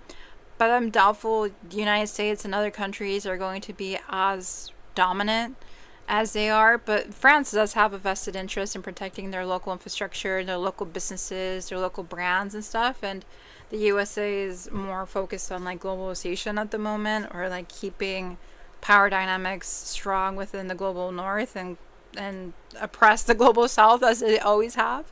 So I don't think it's an interest for them to be like, F you Shein, get out of our country. But maybe that can change. Maybe we can have laws and regulators that can be like, no, you cannot do that random discount here in the United States. But if France can do this with Shein, or have some sort of grounds to sue Shein for like price hikes or discount issues, like maybe we should be looking at the entire fashion industry and like the entire consumerism culture that's going on, because it is broken. Like I am conscious that there's discounts that maybe are an unbased discount or have no justification for being discounted. Why don't they just give us a price and that's the price? You know, just be honest with us. Like, don't mislead us, don't manipulate us, don't gaslight us and thinking, oh, this is a good thing if you give us a discount. Maybe sometimes it's insidious. Maybe it's like for us to just buy more and more and more. I don't really know how brands think about discounts, but I do want to know, like, what are their strategy here, because they definitely are getting a lot of us. So I definitely do want to see Shein get fined, don't get me wrong. I want to see Shein suffer. It's just, it doesn't even scratch the surface of like the broader system, the broader problems, and it doesn't really feel like enough, I guess, in my head. But I do want to say, like, how do I know if I'm being misled? Because as a consumer, we're just kind of seeing things from the outside looking in, and they say they fixed it, they took corrective actions, right? So like, how do we know which items are like accurately priced and which ones aren't? And like, how do we know if they're actually following like regulatory obligations? Like, what is regulations around discounts? Like, this isn't like normal consumer data. This isn't something the average consumer goes around and thinks about. Like, pricing models are something I'm still unfamiliar with within corporate brands, and I think there's a whole business strategy behind it, tied into like internal profit goals and accounting and stuff that is just as far out of my scope. And I do think it may cause psychological damage to have all these discounts and all these things thrown at you with no clear information of what we're buying. But I don't know, like, would brands really exist without discounts? That's like a huge question to think about. Like, could we as consumers be happy without discounts? I feel like a lot of us would say no. We want our discounts, but why can't things just be cheap in the first place? Or why can't they just give us the honest price? Like, can't they give us a breakdown? Like, oh, it costs us like 50 cents to make this thing, and we'll make this amount, and this is a just price based on how much you're paid. Can you imagine that utopia? Wow. Also, right now in my head, I was like, what if we all paid a different amount based on how much we make? That'd be crazy. Imagine if a millionaire had to pay like $40 for a hamburger and a homeless person could have it for free, or a low-income worker could pay $1 for it as a way to like equitably distribute resources. That would be a very interesting utopia of pricing and consumerism, because right now we charge the same for everyone no matter how much money they have. But I do wonder, like, if we had some alternate universe with like different versions of like capitalism or trading, would it look different to charge people based on their like how much money they have in their bank account, how much money they're making in their job? I do wonder, like, if that would further oppress or push back poor people. Maybe it would be harder to get access to certain things, most likely, given our history and like human behavior against low-income individuals.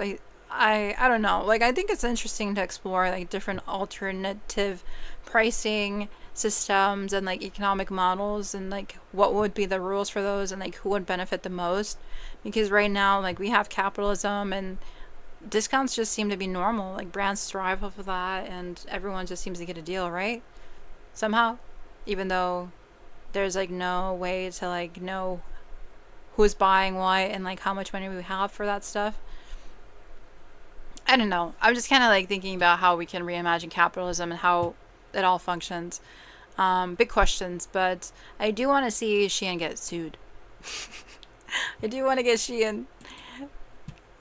Shein get sued. To move on, I do want to talk about how H&M is coming up with a seaweed collection. This is not that exciting for me. I do want to just spread awareness that they're going to continue to do like greenwash collections. I don't even know where they got the seaweed from. They say it's a Kelsun fiber derived from seaweed, and it presents a sustainable option for textile procurement. So seaweed acts similarly to trees, absorbing carbon dioxide, which presents a renewable source of material. And this was seaweed blended with a bio-based material, and it fits into like quote-unquote non-toxic and sustainable textile options, and it supposedly decomposes naturally and offers some environmental benefits. And they had originally partnered with Stella McCartney in 2024 to introduce the fabric in a more commercial context. So now H&M is there, and they're going to be offering this collection soon. And then the co-founder of Keel Labs, which is making the seaweed material, says they want to offer sustainable materials to fashion brands everywhere. And that's that lady. She wants to make some seaweed fashion so that they can allow fashion brands to meet their sustainability goals without compromising on quality or performance. They want to have climate positive change, and we need it now. We're in this together. And supposedly the partnership with H&M further reinforces this commitment. Wow. Is this a good thing? I don't know. I don't think so. It's just like making more stuff. Is seaweed actually going to create the change that we need? Oh gosh. Oh gosh. Shein didn't receive package? What? Where did I copy that from? Here. Let's see. Let's see about the seaweed. Seaweed and H&M. Blah, blah, blah, blah, blah. I don't see anything on YouTube. H&M partners with Keel Labs. But it's a seaweed collection, basically. Brother.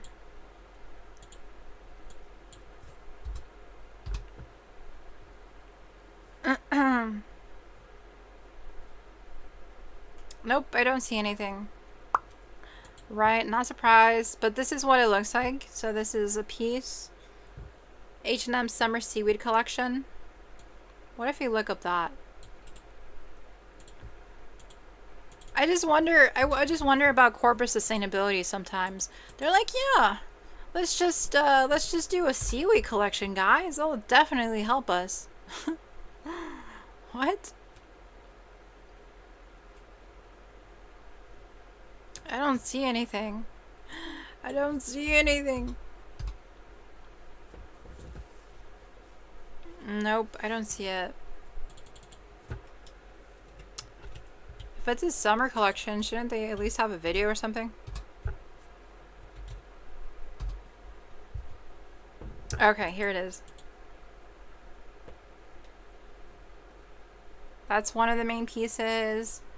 Here's one of the pieces. The outfit is available on stories.com. Why is it available on stories.com? What is this?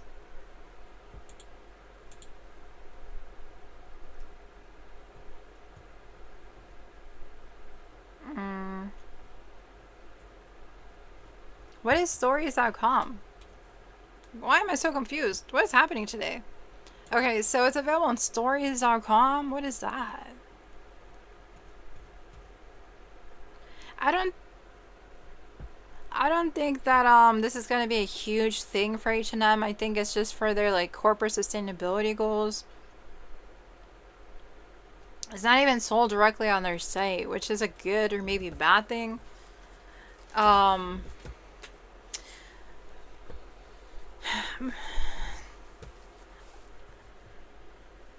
mean, it's a gorgeous piece, I'll give it that. I mean, it's a really cool look.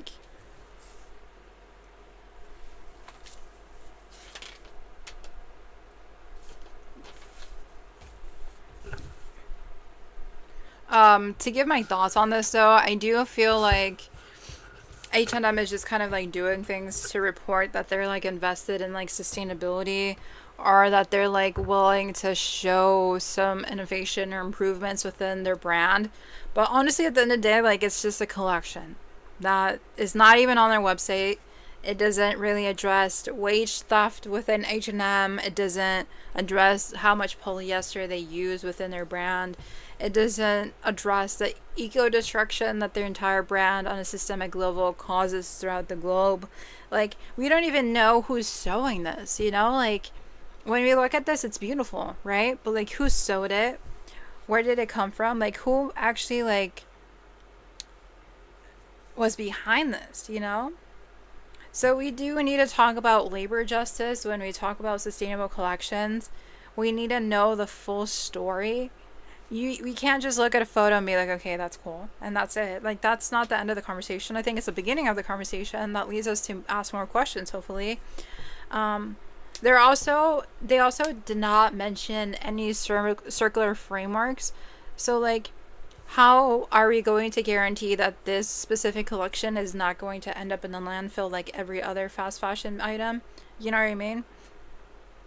So yeah, like, even if it's like made out of seaweed, most likely it will still end up in a landfill or still end up in the waste system. That's just like how all other fast fashion brands are being treated. So what makes this different? Just because it's seaweed? I honestly wonder, like, will we be willing to keep something if it's made out of seaweed versus polyester?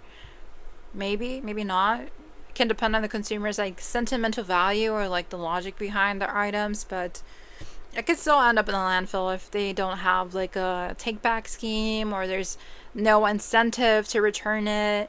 There's like no awareness or education to like do better in this collection or in this purchase, you know?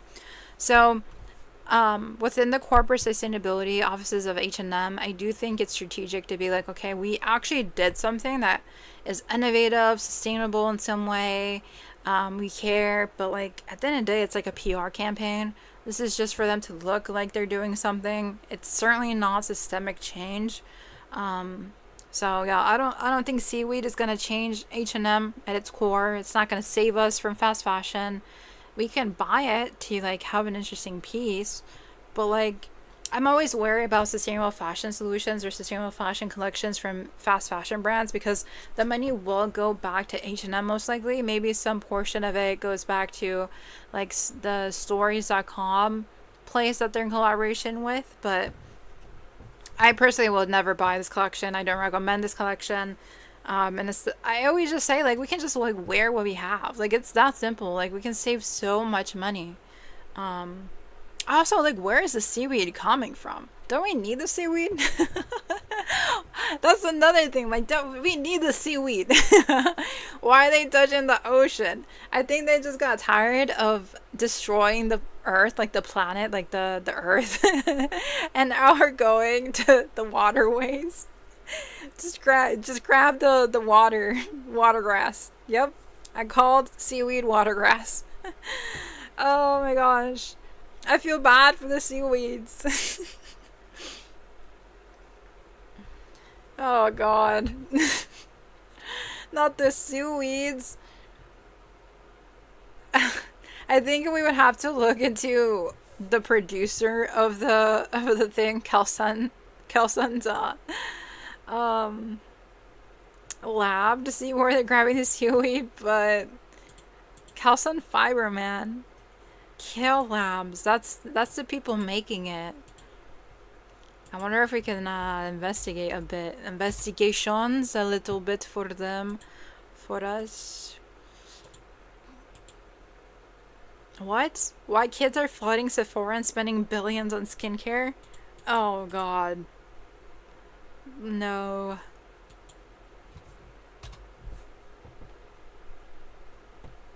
Okay, so they've been doing this. Oh wow. This is a long video, 33 minutes?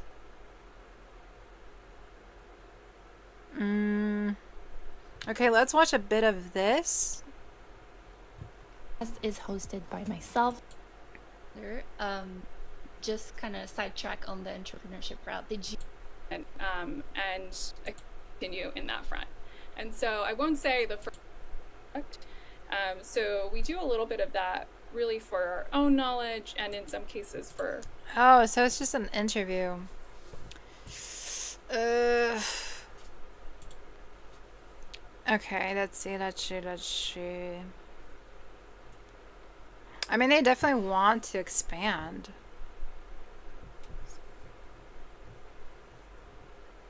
They're on a lot of podcasts, dang. Okay, let's watch this. To make plastic from seaweed.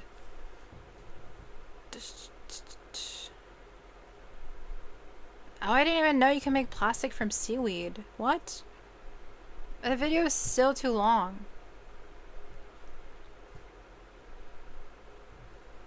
Okay, so this designer actually made seaweed clothes 4 years ago. Let's see her 5-minute video. It's a fashion disaster. Most of our clothes come from petroleum-based fibers, making the apparel business a serious source of greenhouse emissions. That's why designer Charlotte McCurdy created a raincoat made from carbon-negative algae plastic, just one of the new biomaterials that could one day help us cut out the oil.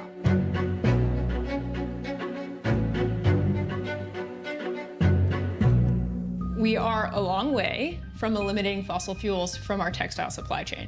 Most of our scenarios for staying below 2 degrees centigrade and global average temperatures depend on carbon removal. Those technologies still need to be developed. That's why Charlotte developed this plastic made from marine macroalgae, a seaweed which she washes and submerges in water. Her process utilizes a biological component of the algae, which she heats and dissolves into the liquid. The rest of the algae is separated out and discarded, leaving only the desired component, which is then molded into flat sheets and cured. From there, it can be cut, sewn, or die cut for different applications. Algae naturally captures carbon from the water and atmosphere via photosynthesis, and the manufacturing process creates no emissions, resulting in a material whose production would be net carbon negative. I'm working on the climate impact of the fashion industry, as it's such a good prototype industry for these kind of interconnected problems. And paradigm-shifting innovation has a history of starting in textiles. In the 1930s, nylon became the first commercially successful synthetic fiber. It was welcomed as a revolutionary material. Nylon replaced silk in stockings and boar bristles in toothbrushes. It was used in parachutes for World War II soldiers. And soon it found its way into everything else: carpets, clothing, hoses, and seatbelts. Real nylon and fully fashioned. Very nice to see again from any angle. It was part of an explosion in the exploration of polymers. Like nylon, materials such as acrylic, spandex, polyester, and vinyl are all plastics made from petroleum-derived polymers. They're created by joining carbon-containing molecules called monomers into larger chains and networks. All cloth is made of carbon. Whether it's natural or synthetic, at the molecular level, every textile is just different chains of carbon. But right now, more than half of our textiles are made from carbon that came out of the ground. Once, synthetic fibers were created as replacements for natural textiles. Now, new bioplastics like Charlotte's are being developed with the hope of one day replacing the petroleum-based materials that conquered the world and are now polluting the hell out of it. Maybe nothing sounds more wholesome than materials made from renewable plants, like sugar or corn, grown by farmers in honest, good old-fashioned dirt.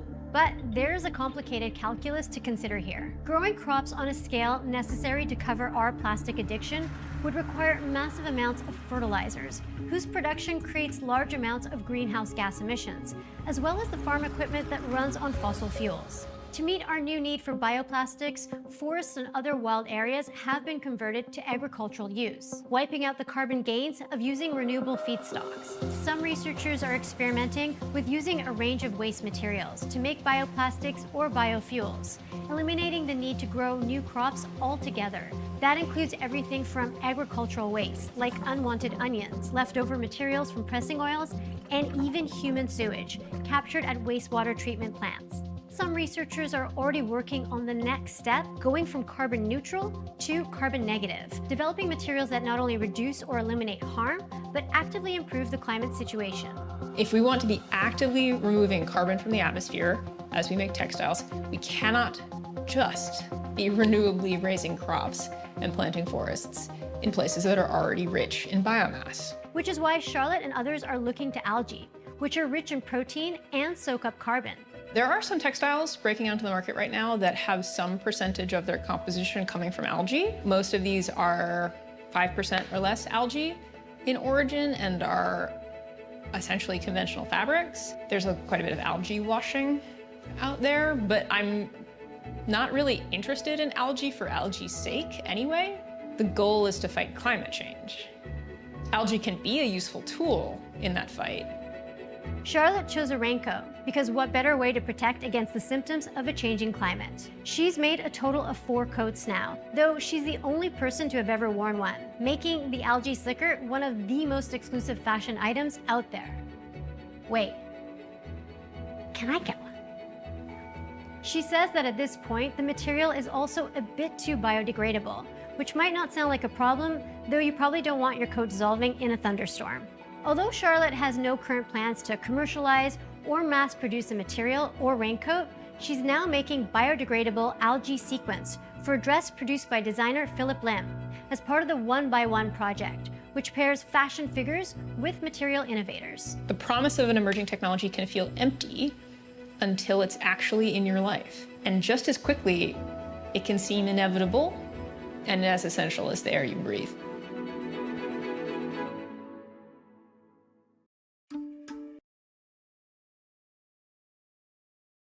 I wonder what they meant when they're like, I'm not interested in algae in the sake of algae's sake. What? They don't care about algae? They just care about the climate crisis? Isn't it part of the picture? So we don't care about seaweed, but we just want seaweed to fix the climate crisis? I don't understand that logic, but okay.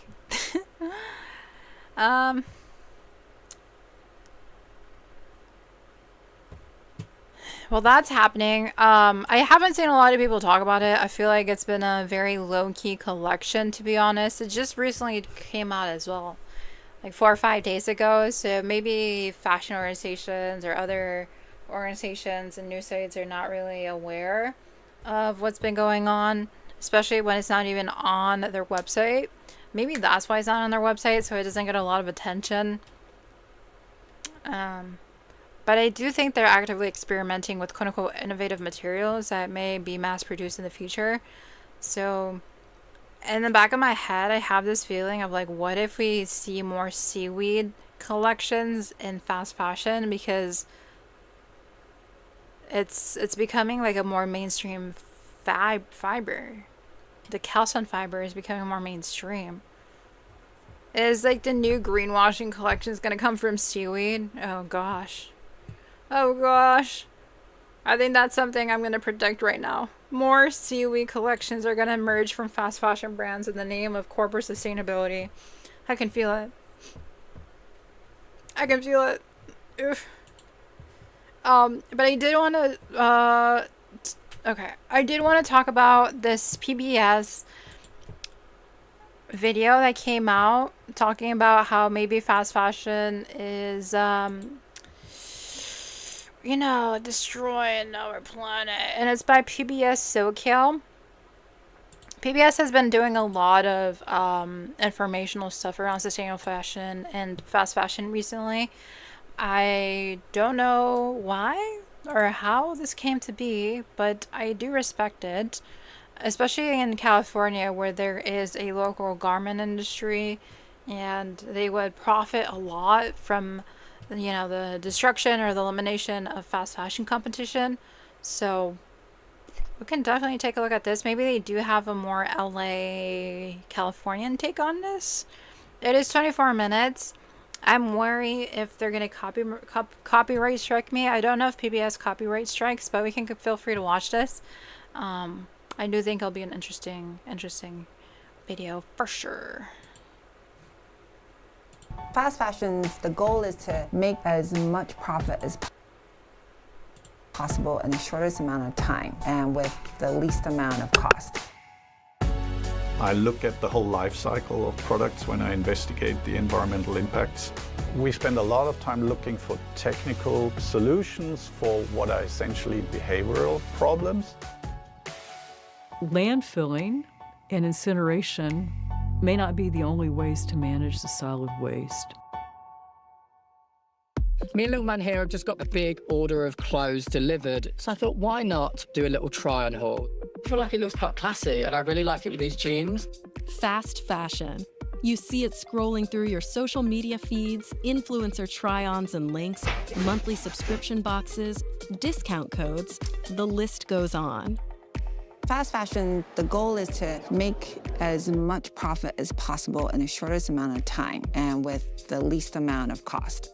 The options to a new outfit are endless and affordable, or so it seems. But the cost has to go somewhere, right? The fashion and textile industries make up 9% of ocean microplastic pollution a year, use about 15,000 chemicals, and take up close to 215 trillion liters of water, which could fill 86 million Olympic-sized swimming pools. The fashion industry is probably responsible for somewhere between 2 and 8% of the total world's global carbon emissions that's being spewed out. So how do we stay trendy while reducing the climate impact?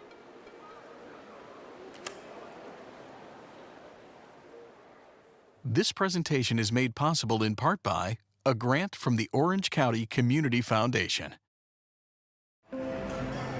Today, American consumers purchase roughly 4 times as much clothing as they did over 4 decades ago. In Los Angeles alone, there are over 70 tons of textiles discarded annually. 100 million pieces of garment are pushed out every single year, and that doubles what it was in 2000, roughly. Fashion as an environmental problem is fairly recent. It's gotten a lot of heat for waste that shows up in open dumps in the Atacama Desert in Chile, in West Africa.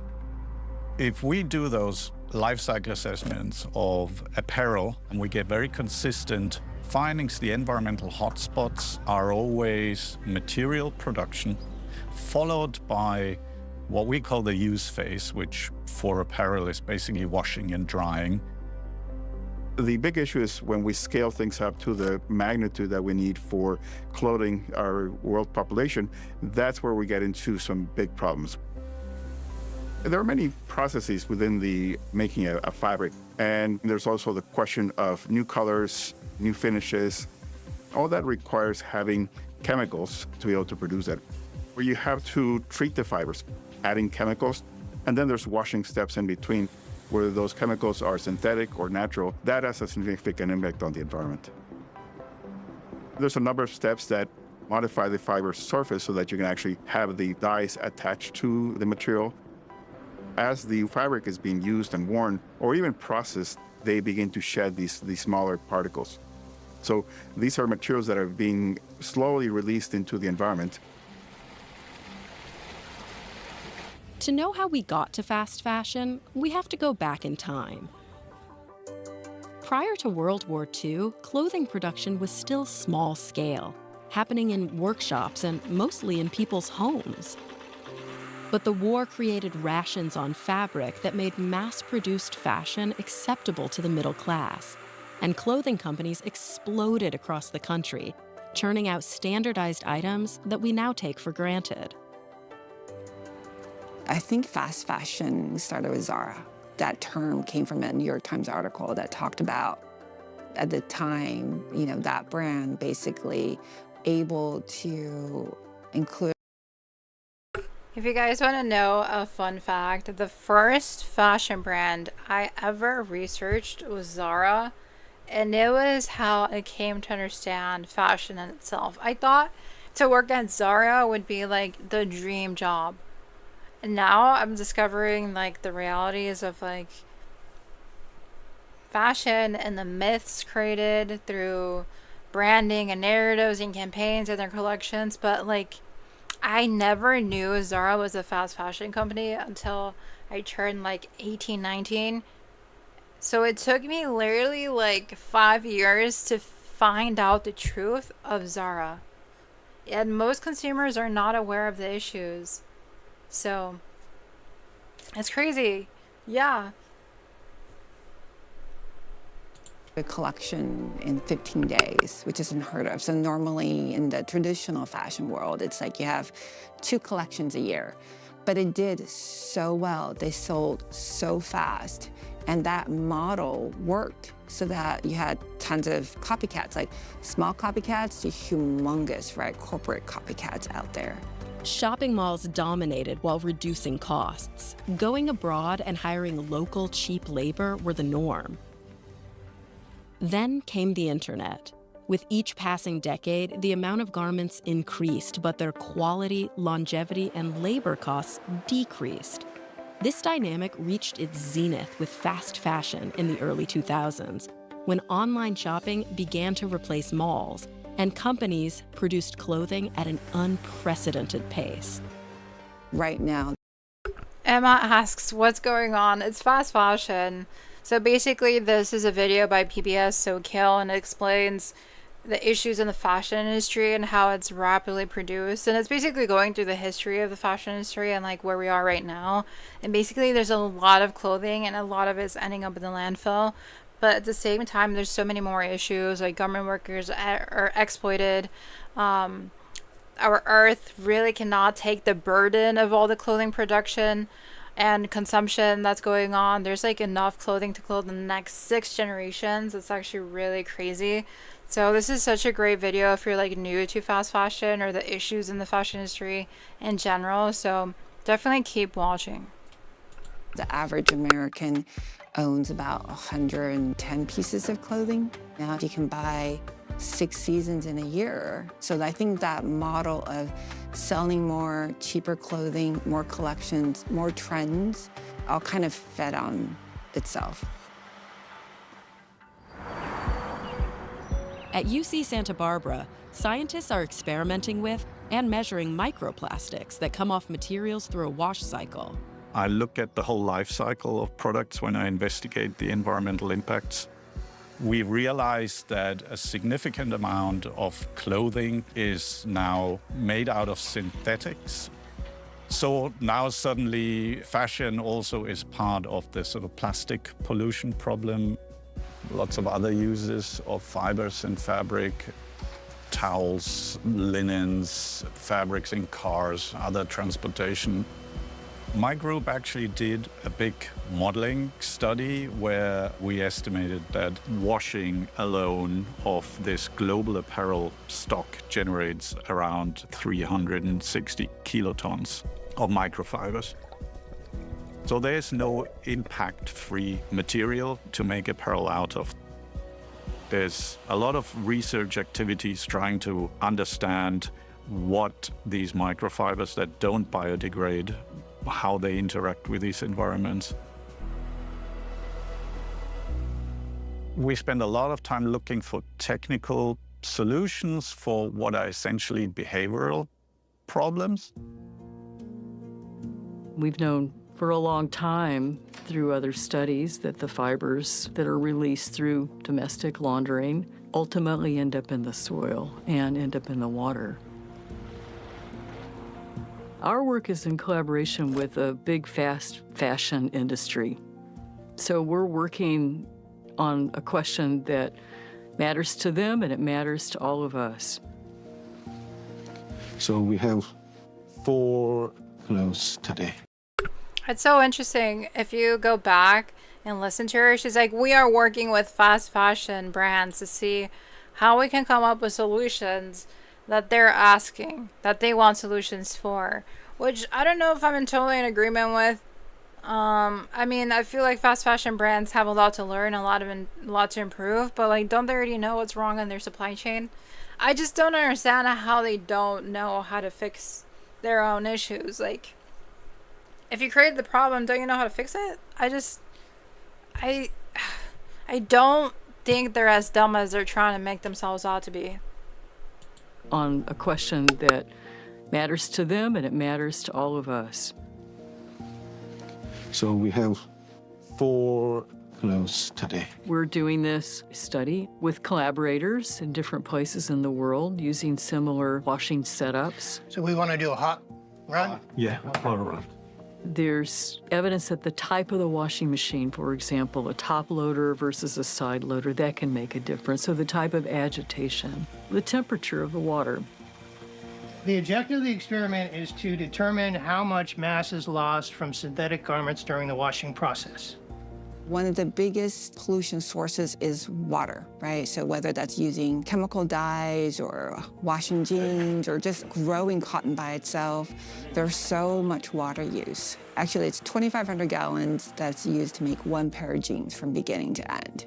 What we want to do is not focus on the number, but instead to focus on what different alternative activities they could do. So instead, maybe they don't use the traditional way of washing jeans. There's lots of new innovative technology that's becoming more and more affordable. And the soil is light. And then we can start now. We meter the water coming into the washer. We capture the water that's leaving the washer. We filter that water. We dry the filter. We weigh that filter. And from that, we're able to determine the percentage of the original garment that was lost in the washing process. Washing at cooler temperatures using colder water can decrease the amount of fibers that are emitted in machine laundering. We actually measure the weight of microfibers obtained during the washing and drying. It's just a tiny amount, but if we use microscope to observe it, you can find there's millions of microfibers on this filter. Since millions of people actually do laundry every day, there are a huge amount of microfiber discharged into the air, the wastewater, and further into the ocean. So that could be serious, a big problem.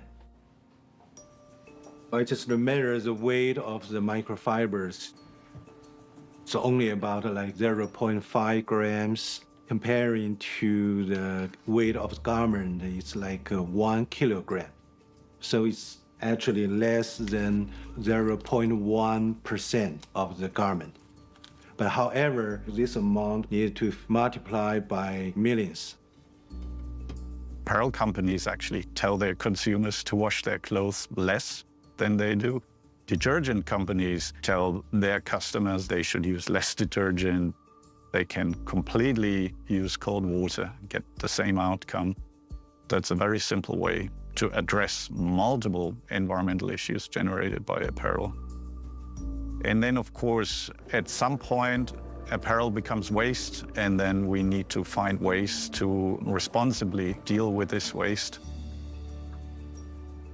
Landfilling and incineration may not be the only ways to manage the solid waste. We've talked about consumers and fiber emissions and domestic laundering, what goes down the drain in our households or what comes out of the dryer vent. And we've also talked about... Why do I feel like they're blaming the consumer? It's not the consumer's fault, people. Why are we talking about dryer vents here? What's going on?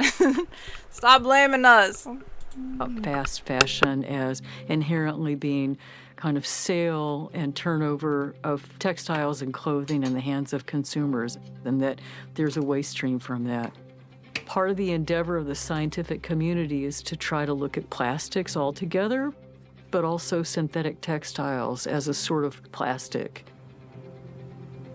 Can we decompose those solid materials either into the building blocks of plastics and then make a similarly valuable item? So what we're doing here is we're taking materials that would normally be put into the landfill when they're discarded at the end of their life and repurposing them through a process called pyrolysis, where we heat the materials up to just over 700 degrees Fahrenheit. 700 degrees Fahrenheit?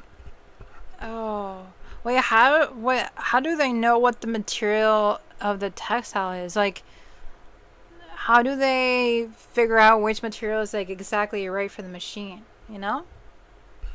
Can they mix different ones together? I feel like a student here. And all of the materials that are non-carbon based basically burn off in the absence of oxygen. And we are left with a pure carbon kind of skeleton of the fibers. Okay, so it's been a half an hour. Turn off the power. You end up with something that's like almost like a carbon black that you can put into soils. You can use it in amendments. We end up with a usable material that is not being discarded and has many applications in industrial environments. There's been some discussion and some attention to heat treatment that produces a charcoal-like substance that can be ground into a powder. And it really has a lot of the characteristics. Can you imagine working in like a mass-produced factory of this sort of product? Like you're dealing with the charcoal all day, every day. If you inhale it, is it bad news? It's just like chemicals, right? If we do create like, I guess this would be like recycled polyester of some sort. What are the health conditions for the workers? Because these are scientists and they have like gloves on. They probably have masks on. But if that powder is inhaled on a routine basis, if it is going to be like a mass-produced item, there should be like some worker protection, because I don't think that powder is safe for us to breathe. Of other particles that are made and used widely in tire manufacturing and in building products, in printer's ink. It would generate an end product that we really need, and a lot of other things that we use on a daily basis.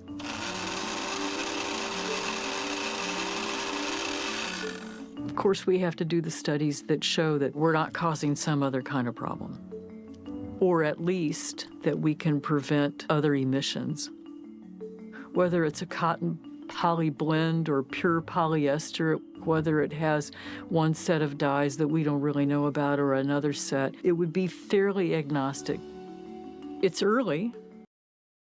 So they're basically trying to predict how different mixtures of polyesters would affect not only the climate, but like the material produced. And they're like, we're pretty optimistic it'll work if we mix a bunch of stuff together. Okay, sir. Okay.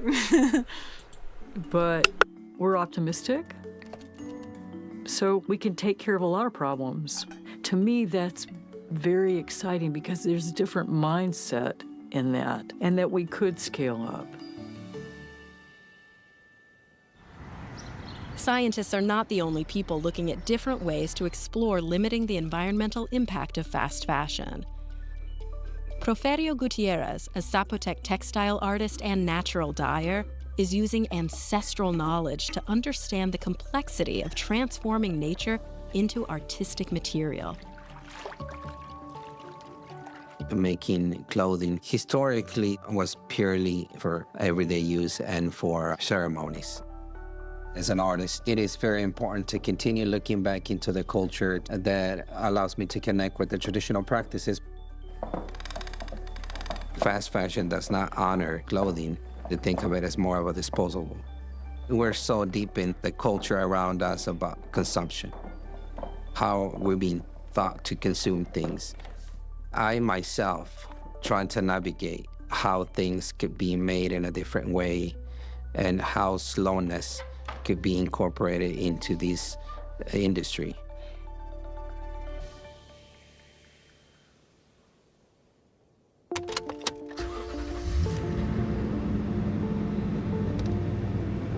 Growing up, the tradition of natural dye was already extinct in my culture and in my community.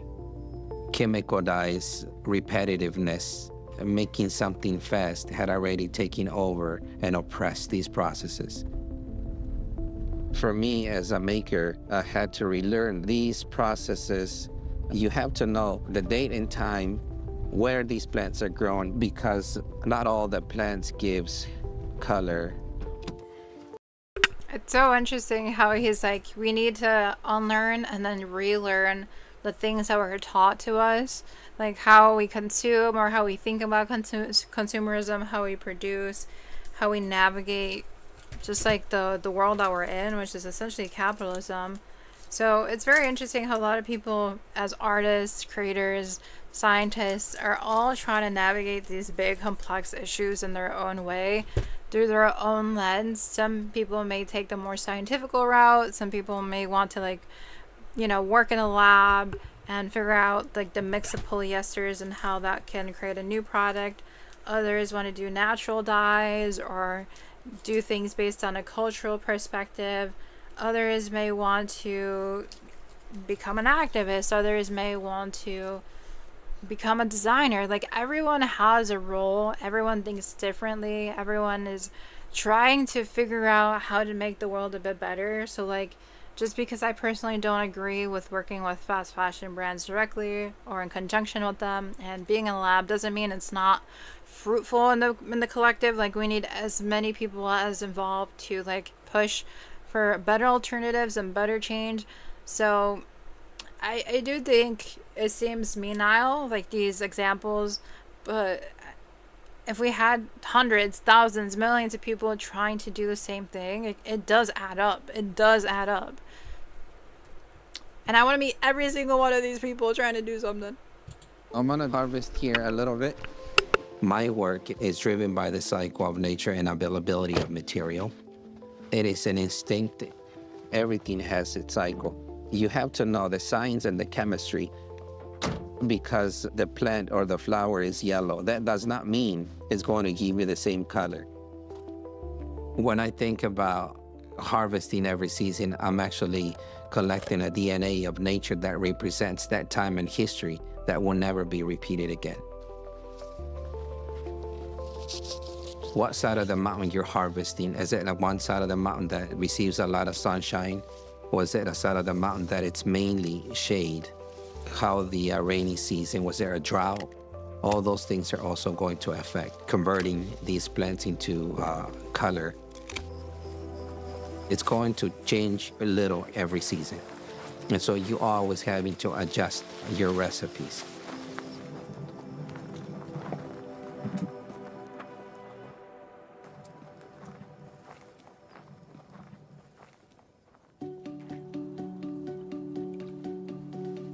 Natural dye uses a lot of water.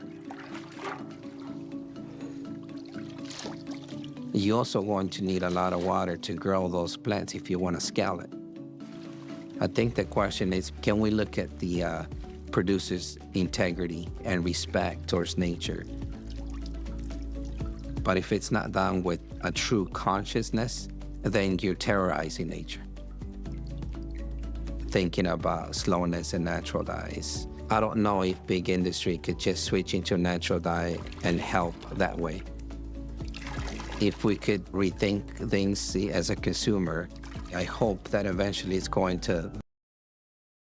The thing is, within these two examples, they're both acting like the individual is like the one that's going to push for all the solutions. I don't think it's the individual that's going to be the one that's changing the system. I think brands and the government are the ones that are essentially going to change the industry. So, like, let's say, for example, H&M or Shein want to take on natural dyeing. I think they can figure it out. If they figured out how to have a global supply chain, they can figure out how to naturally dye. If they can figure out how to steal photos from Brandy Melville, they can probably steal the idea of how to like naturally dye their garments. If they wanted to, they could. I don't think we should be telling other individuals to do everything to push change. I mean, we need it. Like, obviously, let's continue to do that. But like, governments and brands need to work in conjunction with each other to become better. For example, France with Shein. France is essentially forcing Shein out of its country, fining them for doing these random discounts that's hurting their consumers, and like they're being relentless so they can preserve their own local fashion industry. They do not want Shein there. That is a prime example. If a government wants to, they will hold a brand accountable. If a brand wants to become better, they will do it. They will find the way. It is not an individual's duty or fault to push. We have maybe some maybe obligation now, or some sort of like, oh, we have to do it because no one else is doing it. But no, it's not our fault. We can take the responsibility up, but we shouldn't really be doing that. That's not up to us. We're just a consumer. We're just individuals. Brands know the problem and they can fix it. It is not up to us to fix brands' stuff. Then push bigger industry to rethink their way of making clothing. Fast fashion brings in fast cash. There are about 113 million metric tons of textiles produced every year. In the US, the fashion market revenue was about $365 billion. So that kind of gives an indicator of like how huge that market is. One organization helping people and businesses rethink waste is Homeboy Industries, long known for transforming the lives of the formerly incarcerated. They officially launched Homeboy Threads in 2023, a certified social enterprise offering ways to reuse and recycle clothing and textiles. We started getting approached more by companies that were asking us if we could do anything with textiles or help them out with apparel. It often requires paying more than it costs to landfill things to recycle them. So we started a little bit of a pilot project. One of the fun parts about the job, too, I think, is finding new channels for things. Our first step, we have a really skilled group of people working in triage who basically get a palette of a ton of things that are all mixed together usually, and then designate if that item should be resold, donated, or recycled/downcycled. From there, we have a team that works to separate different fiber type, and then aggregates that material, bales it, and prepares it to send downstream to recyclers. Every step in the process, we're doing as much as possible to keep apparel and items out of landfill. Last year, we processed about 1 million pounds of material. In terms of this being a good working model, what we're really good at is the sortation process and making the correct decisions on where items should go so that we can channel them to their best use. Clothes go through triage first. They come off the pallet. We separate them from wholesale, donation, recyclable to e-com. So this is e-com. After we're done quality control, we come here, put them on these wooden hangers right here, and we send them to be listed. Once we finish that process, it's sent to be photographed. I view the item as a customer would. When I receive the item, I want the item to be the way that it says right here in the descriptions, what it is. It's so interesting because my first job out of college was essentially this job. I worked at a center that was like a Catholic center, and we would receive donations because we had a small little like thrift store where the most vulnerable could come in and shop for free. And it was usually like poor and low income individuals that couldn't afford really essential items. So they came in, right? And so the community donated items so that they could support the little thrift store that was only open for the most vulnerable with their forms. They came in with a form that was authorized by our like social workers. But we had so much clothing. There was so much donations that we always had access. And so they put me to be in charge of their eBay to get money for the center because they were actually like losing money from the initiative. And I was able to like list a bunch of stuff on eBay. And that's mostly what I did when I wasn't working with those coming into the thrift store or making vouchers or like approving items. I was mostly just like taking photos and uploading it to eBay. And it made some money. It's just there was some contention of like, should some of those things be going to the most vulnerable or should we upload it on eBay? And that was kind of my judgment. So, but it was a very interesting time. I was like 22 and that was like my first exposure to the world of resale. And I've continued to do that now through Depop. And again, I'm still on eBay. But I haven't been super active on eBay. I think it's for more of like an older audience, but that was like my first introduction to reselling. And it's super straightforward, super simple. I think a lot of people could pick it up and do it. It's just like, it's like what they're saying, the size, the color, the brand. Those are the things that take up the most time. And if you get it wrong, the item won't sell. And the pictures need to be decent. Like, it has to have good lighting. So it's like difficult to get good lighting when you were in like a warehouse where I was at, but that was like the hardest part. So I definitely would recommend eBay and like Depop for people looking to make extra money. It's just, it is a bit of a hassle. It's time consuming because there's a lot of small details, but honestly it's really straightforward and easy in like the long run compared to a lot of other jobs. The size, the color, the brand. These are all the little details that we want to make sure that we have in here. That way, you know, the customer is satisfied at the end of the day with the product that they received. The business right now is really about helping brands and manufacturers reduce their footprint and their environmental impact by increasing the amount of recycling and reuse of their products. It's estimated that approximately 15% of clothing and other textiles are currently reused. But 95% of materials used in clothing and textiles can be recycled. From zippers and buttons to even certain fabrics, we might just need to look at that cardigan differently. How do you influence the manufacturers and the brands and the retailers and the buyers to get to a point where we embrace circularity? That's the million-dollar question. Circularity is this idea that what we produce, we use it again and again, and we are responsible about what that end of life looks like. We have to think about circularity as just kind of the go-to, not the alternative. I know some people do follow fashion, and for them it's important to change clothing on a regular basis. But the more you can use the clothing you have, the longer you can use it, and the more you can pass it along to others to use it, the better it will be. Slow down is hard. People love new things and new gadgets. What I would say is focus on quality and value, and then focus on your health. A lot of these materials are not good for your skin. One simple way to do it is just buy better quality apparel, better quality fabric, better quality cutting and sewing, and just use it much longer. But there's also a lot we can do as individuals and in a collective action, because all we have to do is change our behavior to dramatically change the environmental impact. I think one of the key things that I hope the industry will embark on in terms of creative solutions is to completely rethink their business models.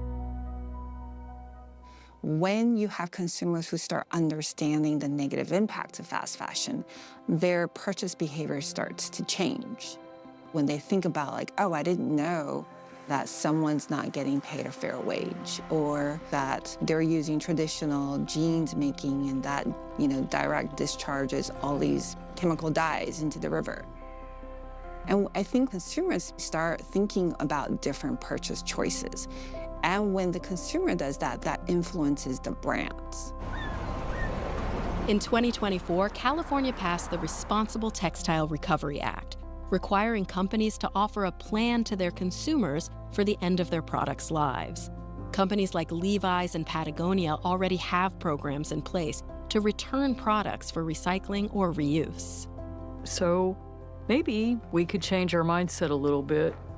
Instead of going for the latest fashion, think about what's the best made article of clothing? What's going to really last? What can I pass down to my kids, my grandkids? Those are things we can think about. The future of the climate and environment needs sustainable solutions that stay on trend while getting the most out of our material goods. So when you go to buy a new outfit, ask yourself, what will you do with all those clothes when you're done with them?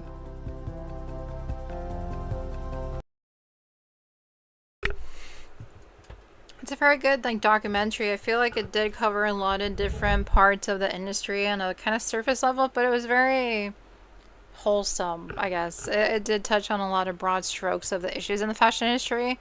So for someone really new, I think this is really great to watch and absorb.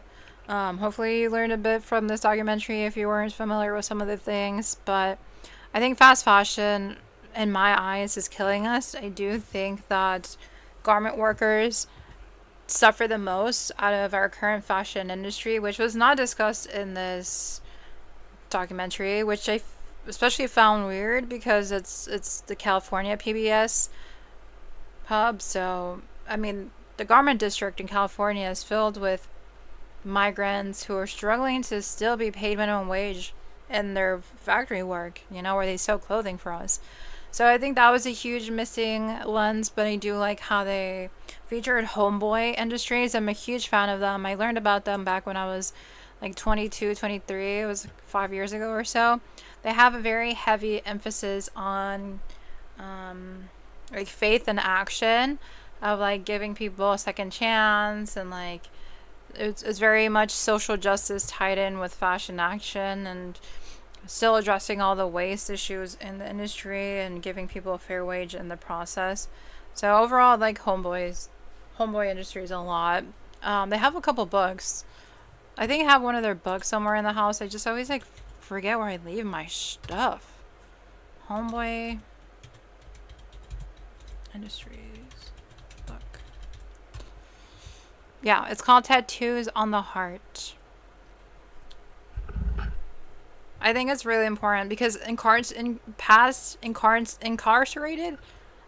prisoners basically struggle to get a job, and it's so sad because they want to have a normal life. They want to be reintroduced to society, have opportunities, and they struggle to be given a second chance. And I think it's because there's just a lot of stigma against those with a criminal background. There's fears of personal harm or whatever being around them, but I do believe in rehabilitation, so I love that for those employed at Homeboys. I think it's really cool.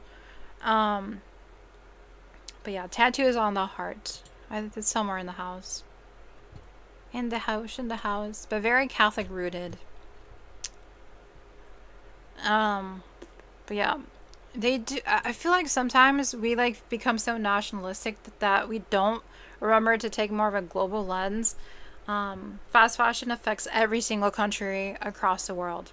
So it's not just the United States that's personally affected. It's Chile, it's Africa, it's Vietnam, it's Bangladesh, it's every single country. Like, none of them are excluded, to be honest. Like, we all have fast fashion. I wonder how North Korea functions, because they're a bit isolated in their regime, but how do we know? I don't know. Can't really go interview people and be like, yo, so how's your fashion industry looking like? How do you like dress? Like, where do you shop? It's a good question. But going into a bit more of the dangers of the fashion industry, there's been news that they're going to ban what is called forever chemicals in school uniforms in a law. And let's get into it, because it's scary how there can be so much things in our clothing and we just kind of wear it blindly and assume, oh, it's okay, we bought it from the store, it must be fine. But no. It says there is a volume of microplastics found in our clothing and is potentially harmful because of these forever chemicals. So in school uniforms especially, they should be restricted, said experts, as they urge peers to back 2 amendments to a crucial bill. So the Children's Wellbeing in Schools Bill, which mainly applies to England and Wales, is in the committee stage at the House of Lords. Very interesting. And is posed to introduce new regulations on the cost of school uniform items, as well as a number of branded uniform items schools can require pupils to wear. So emergent evidence shows the environmental and human health risks of synthetic fibers and PFAs, which are also called forever chemicals, which are used as a stain and water-resistant agent, and has led to concerns about the fabrics and chemicals used in their manufacture. So PFAs, as per and polyfluoroalkyl substance, is an umbrella term for a family of thousands of chemicals that degrade extremely slowly, and some have been linked to health problems like high cholesterol, fertility issues, immune system disorders, kidney disease, birth defects, some cancers, and a range of other serious health problems. So a Green Party peer says that what we're failing to grasp is the cocktail effect, which is a fact that all of us, but particularly our children, are being exposed to microplastics and nanoplastics. We're also being exposed to PFAs, and we're being exposed to pesticides, and the level of all these things is mounting up all the time.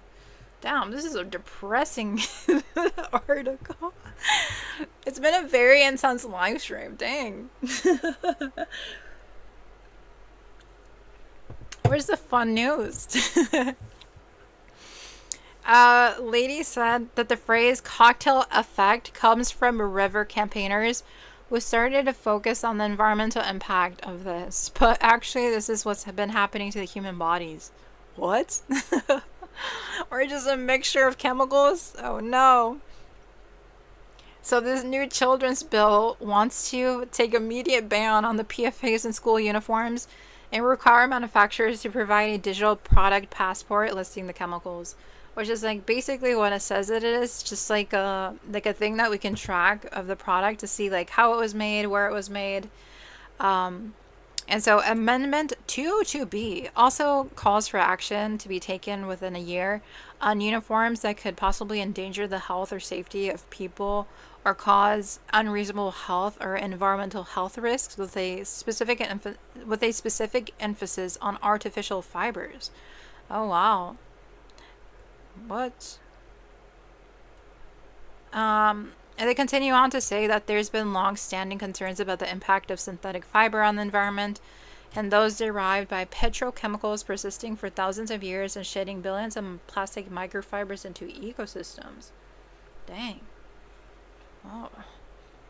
Yeah, microfibers. Oh my god, they've been in human blood, semen, lungs, breast milk. They're in our bone marrows, placenta, testicles, and brains. No way, there's synthetic fibers in our brains. What?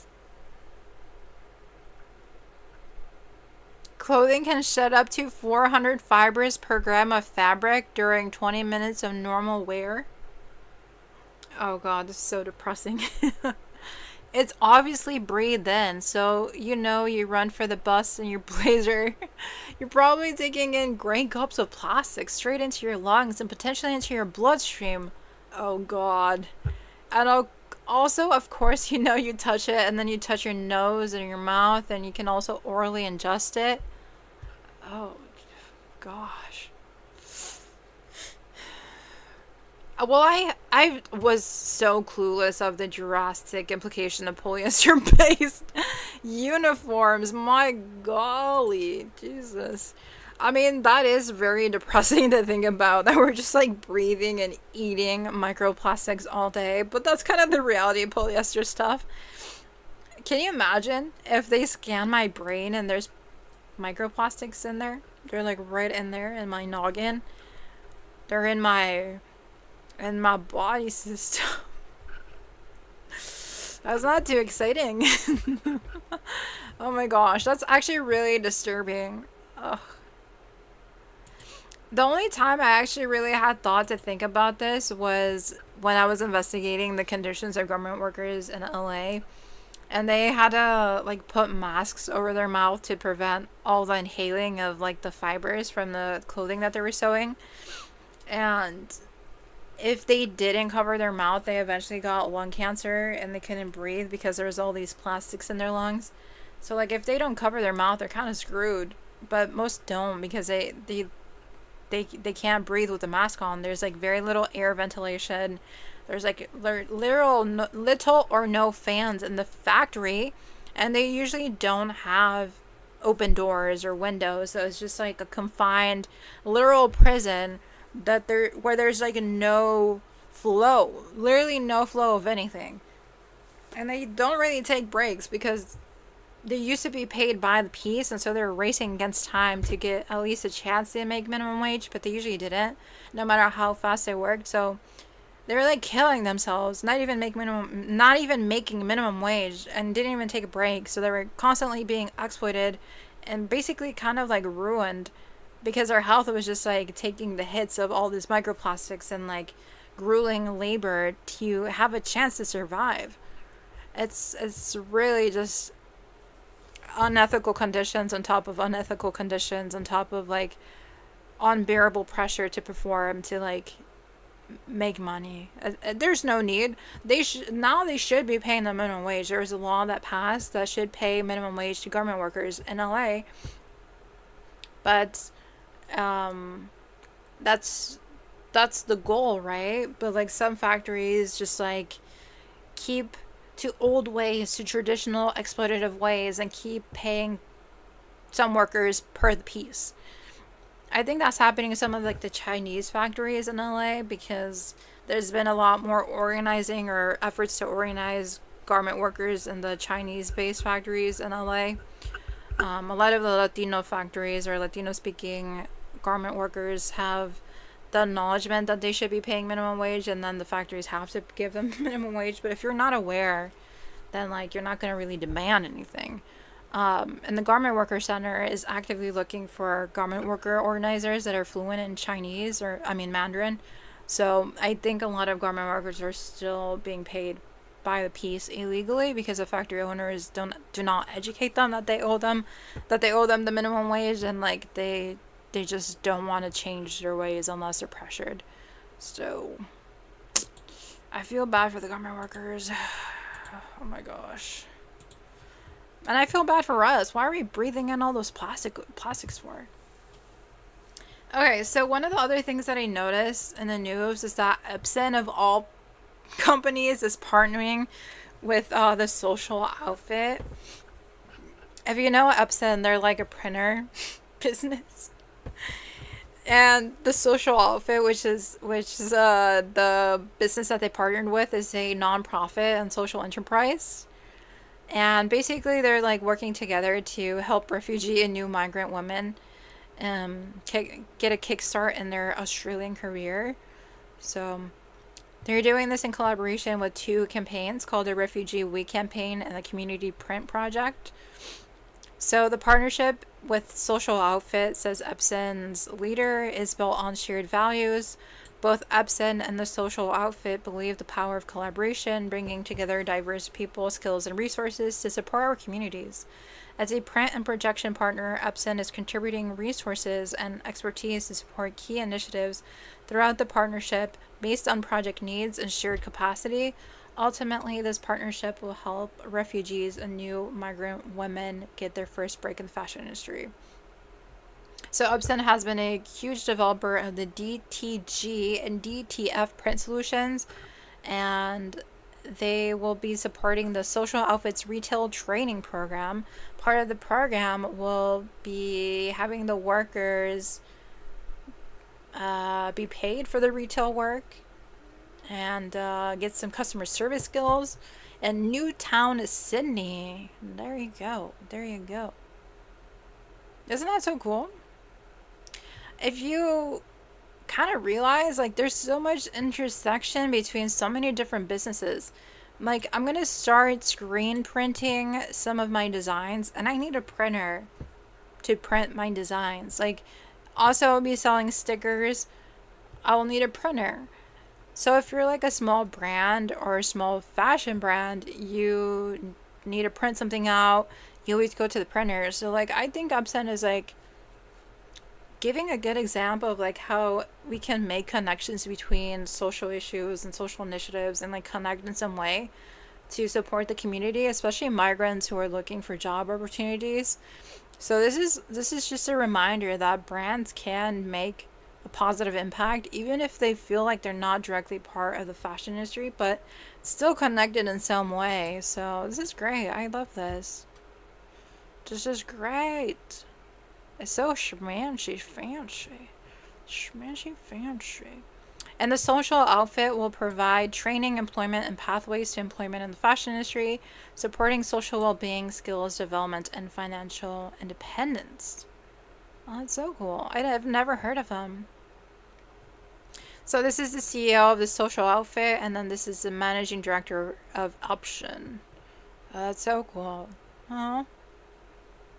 And they like screen printed something on a shirt. It's all connected. It's all connections. Okay, so I'm gonna move on. Let's see what else. What else should we cover? Okay, so this is one of the last things I'm gonna talk about on sustainable fashion. But when I first started out in sustainable fashion, I was technically a kid, to be honest. They asked me to come up with a project that was made by hand, and everyone came up with like their own thing. And I decided to make a dress made out of newspapers, and that's how I officially became a sustainable fashion designer when I was like 11. I should probably recreate it, but this is kind of like the same thing. So a primary school had to participate in a hashtag Beat Plastic Pollution event, and they made clothing out of like garbage. Like, this is a garbage bag that's been accessorized. This is like a CD skirt and CD top. Oh, a newspaper dress right here. This is a garbage bag with candy packages put on top of it, and then this is a skirt with plastic on it. This is a candy top with a garbage bag. I think they're related. It's like the similar concept. Oh, that's so cute. This is a garbage bag with a ribbon on it. And then newspaper skirts. There you go. Question mark. And then this is a garbage bag with a plastic bag on top of it. Very interesting. It seems like they had fun. But I think it is like a great way to introduce people to rethink like garbage at a very young age. Like, I think we can turn anything into art. It's just, it takes creativity. And I'm not saying like this is something you're gonna wear every day, but I think it's like an orientation of like, okay, like we can actually do something with our trash. And they even say that like they were trying to advocate for a new perspective on waste management. There you go. This was in Riverton Primary School. Oh. And it was part of their Eco Club, and it was supported by Grand West and the Wildlife and Environmental Society of South Africa. Oh, that's so cool. One of the teachers says, Oh, I know. One of the general managers of Grand West, one of their partners, says, "The learners have done us proud. Through the creativity we have all made aware of how seamlessly society disposes of waste. It is critical that each and every person learns to recycle, emphasizing the significant impact such initiatives have on community awareness." Honestly, I think he's right, because if I hadn't been forced to make that newspaper dress when I was a kid, I probably would be this fast fashion lover making some weird collections for corporations for the sake of money. I would be capitalism's best friend. Like, maybe the change that we needed. No, wait, what? No. Maybe the change that came within was because of a newspaper dress. Maybe everything changed because of that dress. That was like the spark. That was the beginning. Maybe that's my origin story. Who knows? I actually low-key want to make a newspaper dress again. And one of my YouTube video ideas, I am actually thinking about doing a newspaper dress in honor of my like 11 to 12-year-old self that did this for a class. Oh, that would be so much fun. I actually really want to do it now, seeing this news thing as well. It's just, it takes time. If you guys have ever made handmade piñatas, it takes time to like put the structure together and to like mold it and to like fit it to your body. It wasn't a newspaper dress like her dress. It was more like a piñata newspaper dress where I had to use like glue and water and then like mold it to my skin, and then in the back it was held up by a piece of tape, and legit it was like the best thing I'd ever made in my life. And I think it's the best thing I've ever made in my life, but no one took a photo with it, so I cannot prove that it ever existed. But I swear to you, it was the most magical, most beautiful built thing ever. And for a 12-year-old, I think it was really good. All the teachers were complimenting me. I could have gotten first place, but I kept refusing to go on the stage, and so I feel like I lost a lot of votes on it. I had to go on the stage, and I kept like trying to get in the back of the line. It was a horror show. But I just wanted to make the dress and not go on stage. And I didn't end up winning first place because I didn't want to go on the stage a second time. So it was kind of disqualified. I was disqualified. Not kind of disqualified, I was disqualified. One time was too much. I was refusing for like 30 minutes. I kept moving away from the line. And then I was like one of the top 3 or 5. I don't really remember. But I didn't go up on the stage, so they couldn't vote on me. So I could have won, but I did not get up on that stage the second time. I could not do it. But I will try to make a newspaper dress. I feel like I've confirmed that right now. I will try to honor my younger 11 to 12-year-old shy, scared self and mold a piñata to my body in the name of fashion. Okay? Coming soon in like a month or two. I have so many YouTube videos.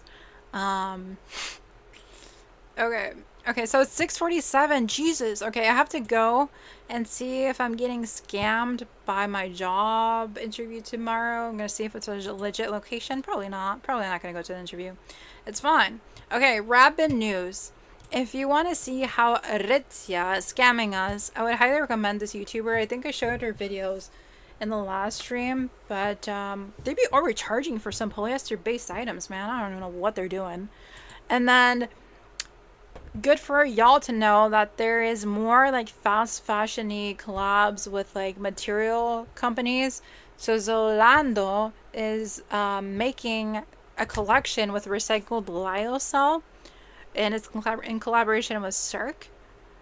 That is on Fibre to Fashion, so just good to know that's happening.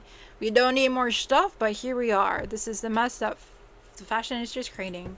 Also, good to know that H&M Group is partnering with Circulose to supposedly have some more sustainable materials within their collections.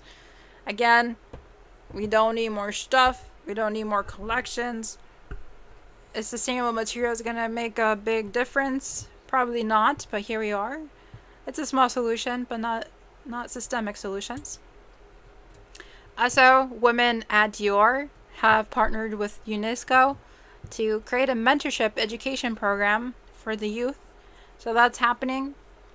It's gonna probably get hard. It's gonna be harder to get into than Harvard, but you know, it's better than nothing. Philanthropy, man. Philanthropy. And then the last bit of fashion news. Jonathan Anderson is reinventing his brand to become more of a lifestyle brand, which I feel like is, in other words, saying Jonathan wants to be an influencer. I thought he was like a clothing person, you know, to make it a lifestyle brand. I feel like he's making himself or his brand larger than life or life itself. So what it's basically saying, I think, is like they just want to sell everything. They just want to expand and make their money. But that's just me. If you want to learn more, it's on the UK Fashion Network. I think I'm going to get into this in my next live stream on Thursday, because I think humanizing brands is like something increasingly being normalized in the industry for some reason. I think it's just for money, for the sake of money. Oh, and then another video that I saw also by PBS is how there's a thrifting boom among American shoppers, which I think is a recession indicator. PBS News, man. I feel like they're talking about recession indicators without calling it a recession indicator. I feel like people are going thrifting because they don't got money. You know? So, that is on their site. It's a whole video. 7-minute video. I'm kind of tempted of watching it. I kind of want to watch it. Wait, can we see the script in here? Blah, blah, blah. Give thrifting a chance because you never know what you may find. Okay. So they say it's to save money. Recent economic conditions. See, it is a recession indicator. Resale is rising in popularity. There you go. Trends shape the rise of resale. So they're saying resale is a trend. Our iPhone's got to do something with it. Social media has something to do with it. Focus on sustainability and vintage has something to do with it. Economic policy can also be influencing us to go to thrift as things get more expensive with other brands. Let's see what else. More interest in Depop and Poshmark. The rise of costs in luxury brands may also have to do with it. Interesting. Trade wars may be affecting the prices and interest in new products. Tariffs they mentioned again. Interesting. Oh, live shopping formats. I think they're talking about like Whatnot and TikTok and stuff. That's like the new entertainment format on how to shop. Poshmark is doing that too, where you like sell stuff quickly. Technology is helping sellers and shoppers find new things for their closet. The resale market has a lot to do with more interest in thrifting. The high turnover of styles as well. Micro trends influence that a lot. And then what else?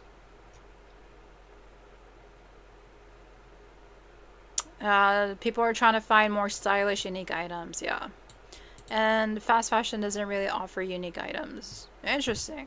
Yeah, I mean, agree. There's a lot of different reasons why people would want to thrift. I think especially right now, the youth are like, I don't got no money, so let's go thrift. That's a very simple explanation, but obviously, like, the youth don't really got a lot of money either, and they're the most impacted when they're struggling to survive. Especially when no one wants to hire, like, younger people.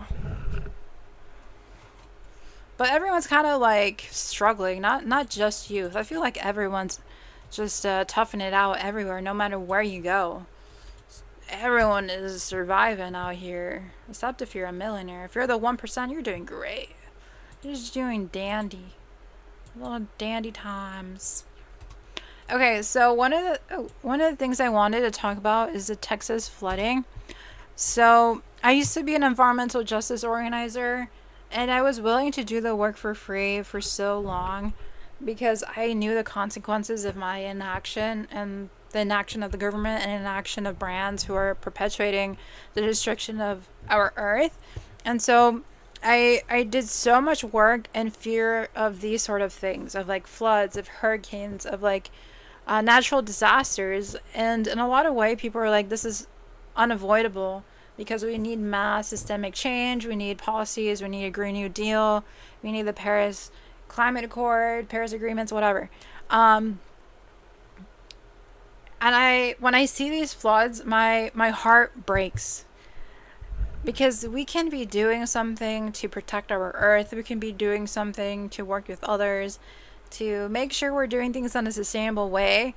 But what we see is our current Trump president being like, oh, we're in an economic crisis versus a climate crisis, which is totally wrong. Like, no, sir, we're not in an economic crisis. Well, kind of we are. We are in an economic crisis. He said we're in an energy crisis. I misquoted myself or misquoted him. We need to survive, obviously. I get that. Like, we need things to consume. We need to have a normal, aka dignified life, and we need things. I get that. But like, to be like, oh, we're in an energy crisis, I don't think that makes sense. We depend too much on fossil fuels. That's the root issue here. We don't need no more fossil fuel extractions. We need to protect Texas. I love Texas. Imagine if it gets all destroyed before I can go visit. This is just heartbreaking. Like, I feel like there's no need for this to be happening if we just like protect our communities and our planet.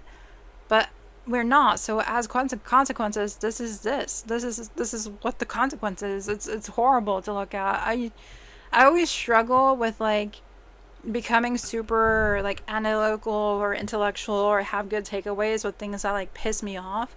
And this is a horrendous moment, and I'm sometimes lost for words of like how to process or how to understand this, because it's like it breaks my heart. Like, no one should be dying from floods. No one should have their homes lost. No one should be in crisis mode right now when it was a totally unpreventable thing. Like, we can do something to take care of each other. I mean, the natural world will have natural disasters, and like things will happen, you know, like let's say it rains and a river overflows. That can be natural in some sense. It's not directly connected to the climate crisis, but like, I mean, with the given rise of all these destructions, like everything is connected to the climate crisis. Like, things are just going to get worse because of it. You can't just say, oh, this is separate from what's happening with the fossil fuel industry. Like, no, this is a direct consequence. This isn't natural in any sense. So hopefully that made sense. I'm kind of lost at words with like understanding how to like how to like separate this from my emotions and like understand it logically, because it's just, this is human lives. This is a reality. It just destroys my little brain. So let's just watch the video. And we wanted to show you how high it rose, more than 30 feet, even higher. Let's just watch this. My heart hurts for them. Hopefully everyone is staying safe, but I know it's just, death toll surpasses 100. Oh my god, no. Oh god. And good evening. We come on the air tonight from Texas's hill country. Just below us is the Guadalupe River, and you can see the destruction it carved out in parts of central Texas. Down there is where the river stands tonight, and we wanted to show you how high it rose, more than 30 feet, even higher from where we are broadcasting live tonight, wiping out everything in its way. And today we were with rescuers digging into mangled cars, caked in mud along riverbanks, crews setting out on airboats and diving into the river, all trying to find signs of life. Survivors trapped, airlifted from their homes to safety. You see it right here. The destruction immense. You can see bridges wiped out completely. And new videos showing the quick rise of the nearby Llano River. This in under an hour. Look at that water rise. Camp Mystic grieving the loss, and this is hard to say, of 27 campers and counselors. You can see the heartbreaking images, the high water line inside the cabins where children slept. muddied mattresses, stuffed animals, and trunks all left behind. With so many holding out hope, more will be found alive. Tonight, battling the heat, mud, and misery, they're looking for any signs of life. Search and rescue teams on the Guadalupe River furiously combing through massive mountains of debris. We're in the middle of the river right now, and just behind me, you can see why this search and recovery is so complicated. There are mounds of this mangled steel and tree branches and tree trunks. This team is trying to figure out a way inside to see what, if anything, or anyone is still trapped. An all-out search for survivors by water, air, and horseback. All over this area, you see homes and trailers and RVs with this giant orange X. It means they've been searched. We hope whoever lived in here got out, because you can see what the river water did to this, flipping this entire RV over, destroying everything inside. Volunteer firefighter Wyatt Kelly has been at this for days. What kind of things have you seen out here? Unthinkable things. I mean, there's things that no one ever would have thought they've seen in their lifetime. So many people were in their beds, fast asleep, when the floodwaters began to rapidly rise early on the 4th of July. The catastrophic flooding killing at least 104 people in 6 counties, including Julian Ryan, who was with his mother, kids, and wife Christina in their trailer home as the water began to rise. My husband started panicking because there was no way for us to get out. There was no way for us to get up, and so he tried to bust out the window and sliced his arm almost off. Christina says he quickly began to bleed out. What do you remember? I'm so sorry you had to see your son go through that. I just remember holding him so he wouldn't get swept in the flood. Blood going everywhere. His last words to me was, "Mama, I love you. And you make sure you tell everybody else I love you. Love them." Tragedy also playing out at Camp Mystic, which says 27 of its campers and counselors are among the dead and missing. Hallie Thompson's 10-year-old daughter somehow managed to escape from her cabin. My daughter grabbed onto a tree and grabbed the hand of her friend and put it on the tree. And so one by one, those girls came out and found anything they could cling to. Hallie and 4 other family members were nearby. Their cabin was also surrounded by water. She says their neighbors saved their lives. It feels wrong or strange to feel how grateful that I am that we're all alive while we are still waiting for word about friends' daughters, and while we have received word of friends' daughters who've died. Lila Bonner, Sarah Marsh, Janie Hunt, Eloise Peck, and twins Hannah and Rebecca Lawrence, just some of the young campers whose lives were cut tragically short. Kellyanne Littall is still missing.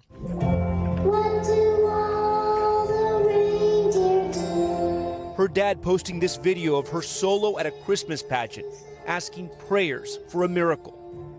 You can see the flood's devastating toll on the century-old all-girls camp in these images. Look at how high the water came into the cabin. The floodwaters tossing muddy mattresses from bunk beds. This pink trunk with the name L flipped on its side. A stuffed animal left behind. A camp nurse posting this haunting video of some of the little girls singing as they evacuated. The Lord of love has come to me. The 4th of July holiday brought many families to the cabins that dot the river's edge. We don't know everybody who was here, so we don't know everybody who's missing. Could be even worse, you're saying? Yeah, it will be worse because we don't know everybody who's missing. Joe Herring Jr. is the mayor of Kerrville. Took me completely by surprise. I'm sad to say I didn't know. This is just horrible to see. I mean, it's just crazy. I feel so sad for those that lost their life and for the families affected. It's one of the most horrible things imaginable is to see someone that you love pass away in front of you. That's just horrendous. I don't know how that mom is coping, but it's incredibly worrying to imagine this continuing to happen and affect more people's lives.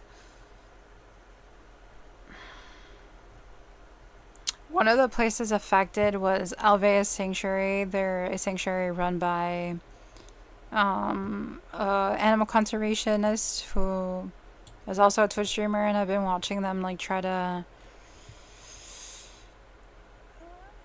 repair the road that was broken that goes to the sanctuary, and a lot of people have come in support to help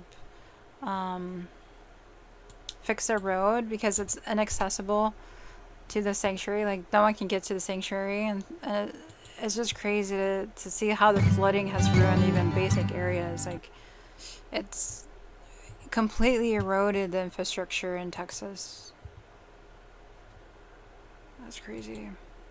So a bunch of people came out to fix the damaged areas. Like, they were trying to take a pipe out that was blocking like the water to flow down, and they're like raising money to fix the road. But if she wasn't on Twitch, if she didn't have the support of all these content creators, I feel like her nonprofit would have drastically suffered and maybe would have gone under, because nonprofits don't make any money. They rely on donations, and to fix the whole road on top of like all the other costs, on top of having staff, I think it would have been incredibly hard to like make it after a natural disaster like this. So I feel like they're incredibly lucky for having so much content creators come in and support all the fundraising that's been sent in, all the awareness that they brought. Like, this video got 100,000 views. They have really amazing animals. They have like a, I don't know what that is, a bird, an ostrich. And she lives there. Like, she lives on the sanctuary. So this is her entire life. Imagine if the water had like ruined her sanctuary. And not to put that out there, but that would have taken away her whole house, her whole life, her business, her animals. And this is like what she's dedicated towards, you know? So I just want things to get better for Texas and for every single state. I deeply care about the planet, about nature. That was like my inspiration for becoming an environmental justice organizer and for speaking about environmentalism here in this live stream, and to continue spreading awareness about what's happening in the fashion industry. So I always believe that we have to take things day by day, even when it feels impossible that change can come. I think systemic change can arrive when brands and the government take willing action to adopt solutions that work in balance with the planet and with people. As I say, like, individuals are not at fault, but we can be part of the solution. We can continue to support those taking on equitable and ethical alternatives and supporting local, supporting our community, doing what we can, reusing what we have. But at the end of the day, like, there's so much systemic issues and systemic change that we need, and I feel like the symptoms are rapidly emerging and showing its face to the world for us to address. Like the Texas flooding, I feel like it's a symptom of everything else, especially when we're defunding climate work, when we're taking away so many important offices and officials in the government that could prevent these sort of things or track these things, or further solutions that we need. But we're prioritizing fossil fuels, we're prioritizing the far right, and it just makes no sense to me. It makes no sense to me. So, but I think there can be hope, there can be solutions. We just have to work together, be optimistic, be ruthless, and ruthless in the sense of like taking action, not like ruthless violence. I'm non-violent, but I'll be back on Thursday. Most likely I will be on Friday for the socialism conference. I think I'll watch all 12-hour worth of content. But hopefully you enjoyed, and I'll see you this Thursday. See you this Thursday. See you later, people. See you later. Follow me on TikTok. I'm on TikTok. Bye. See ya. Deuces.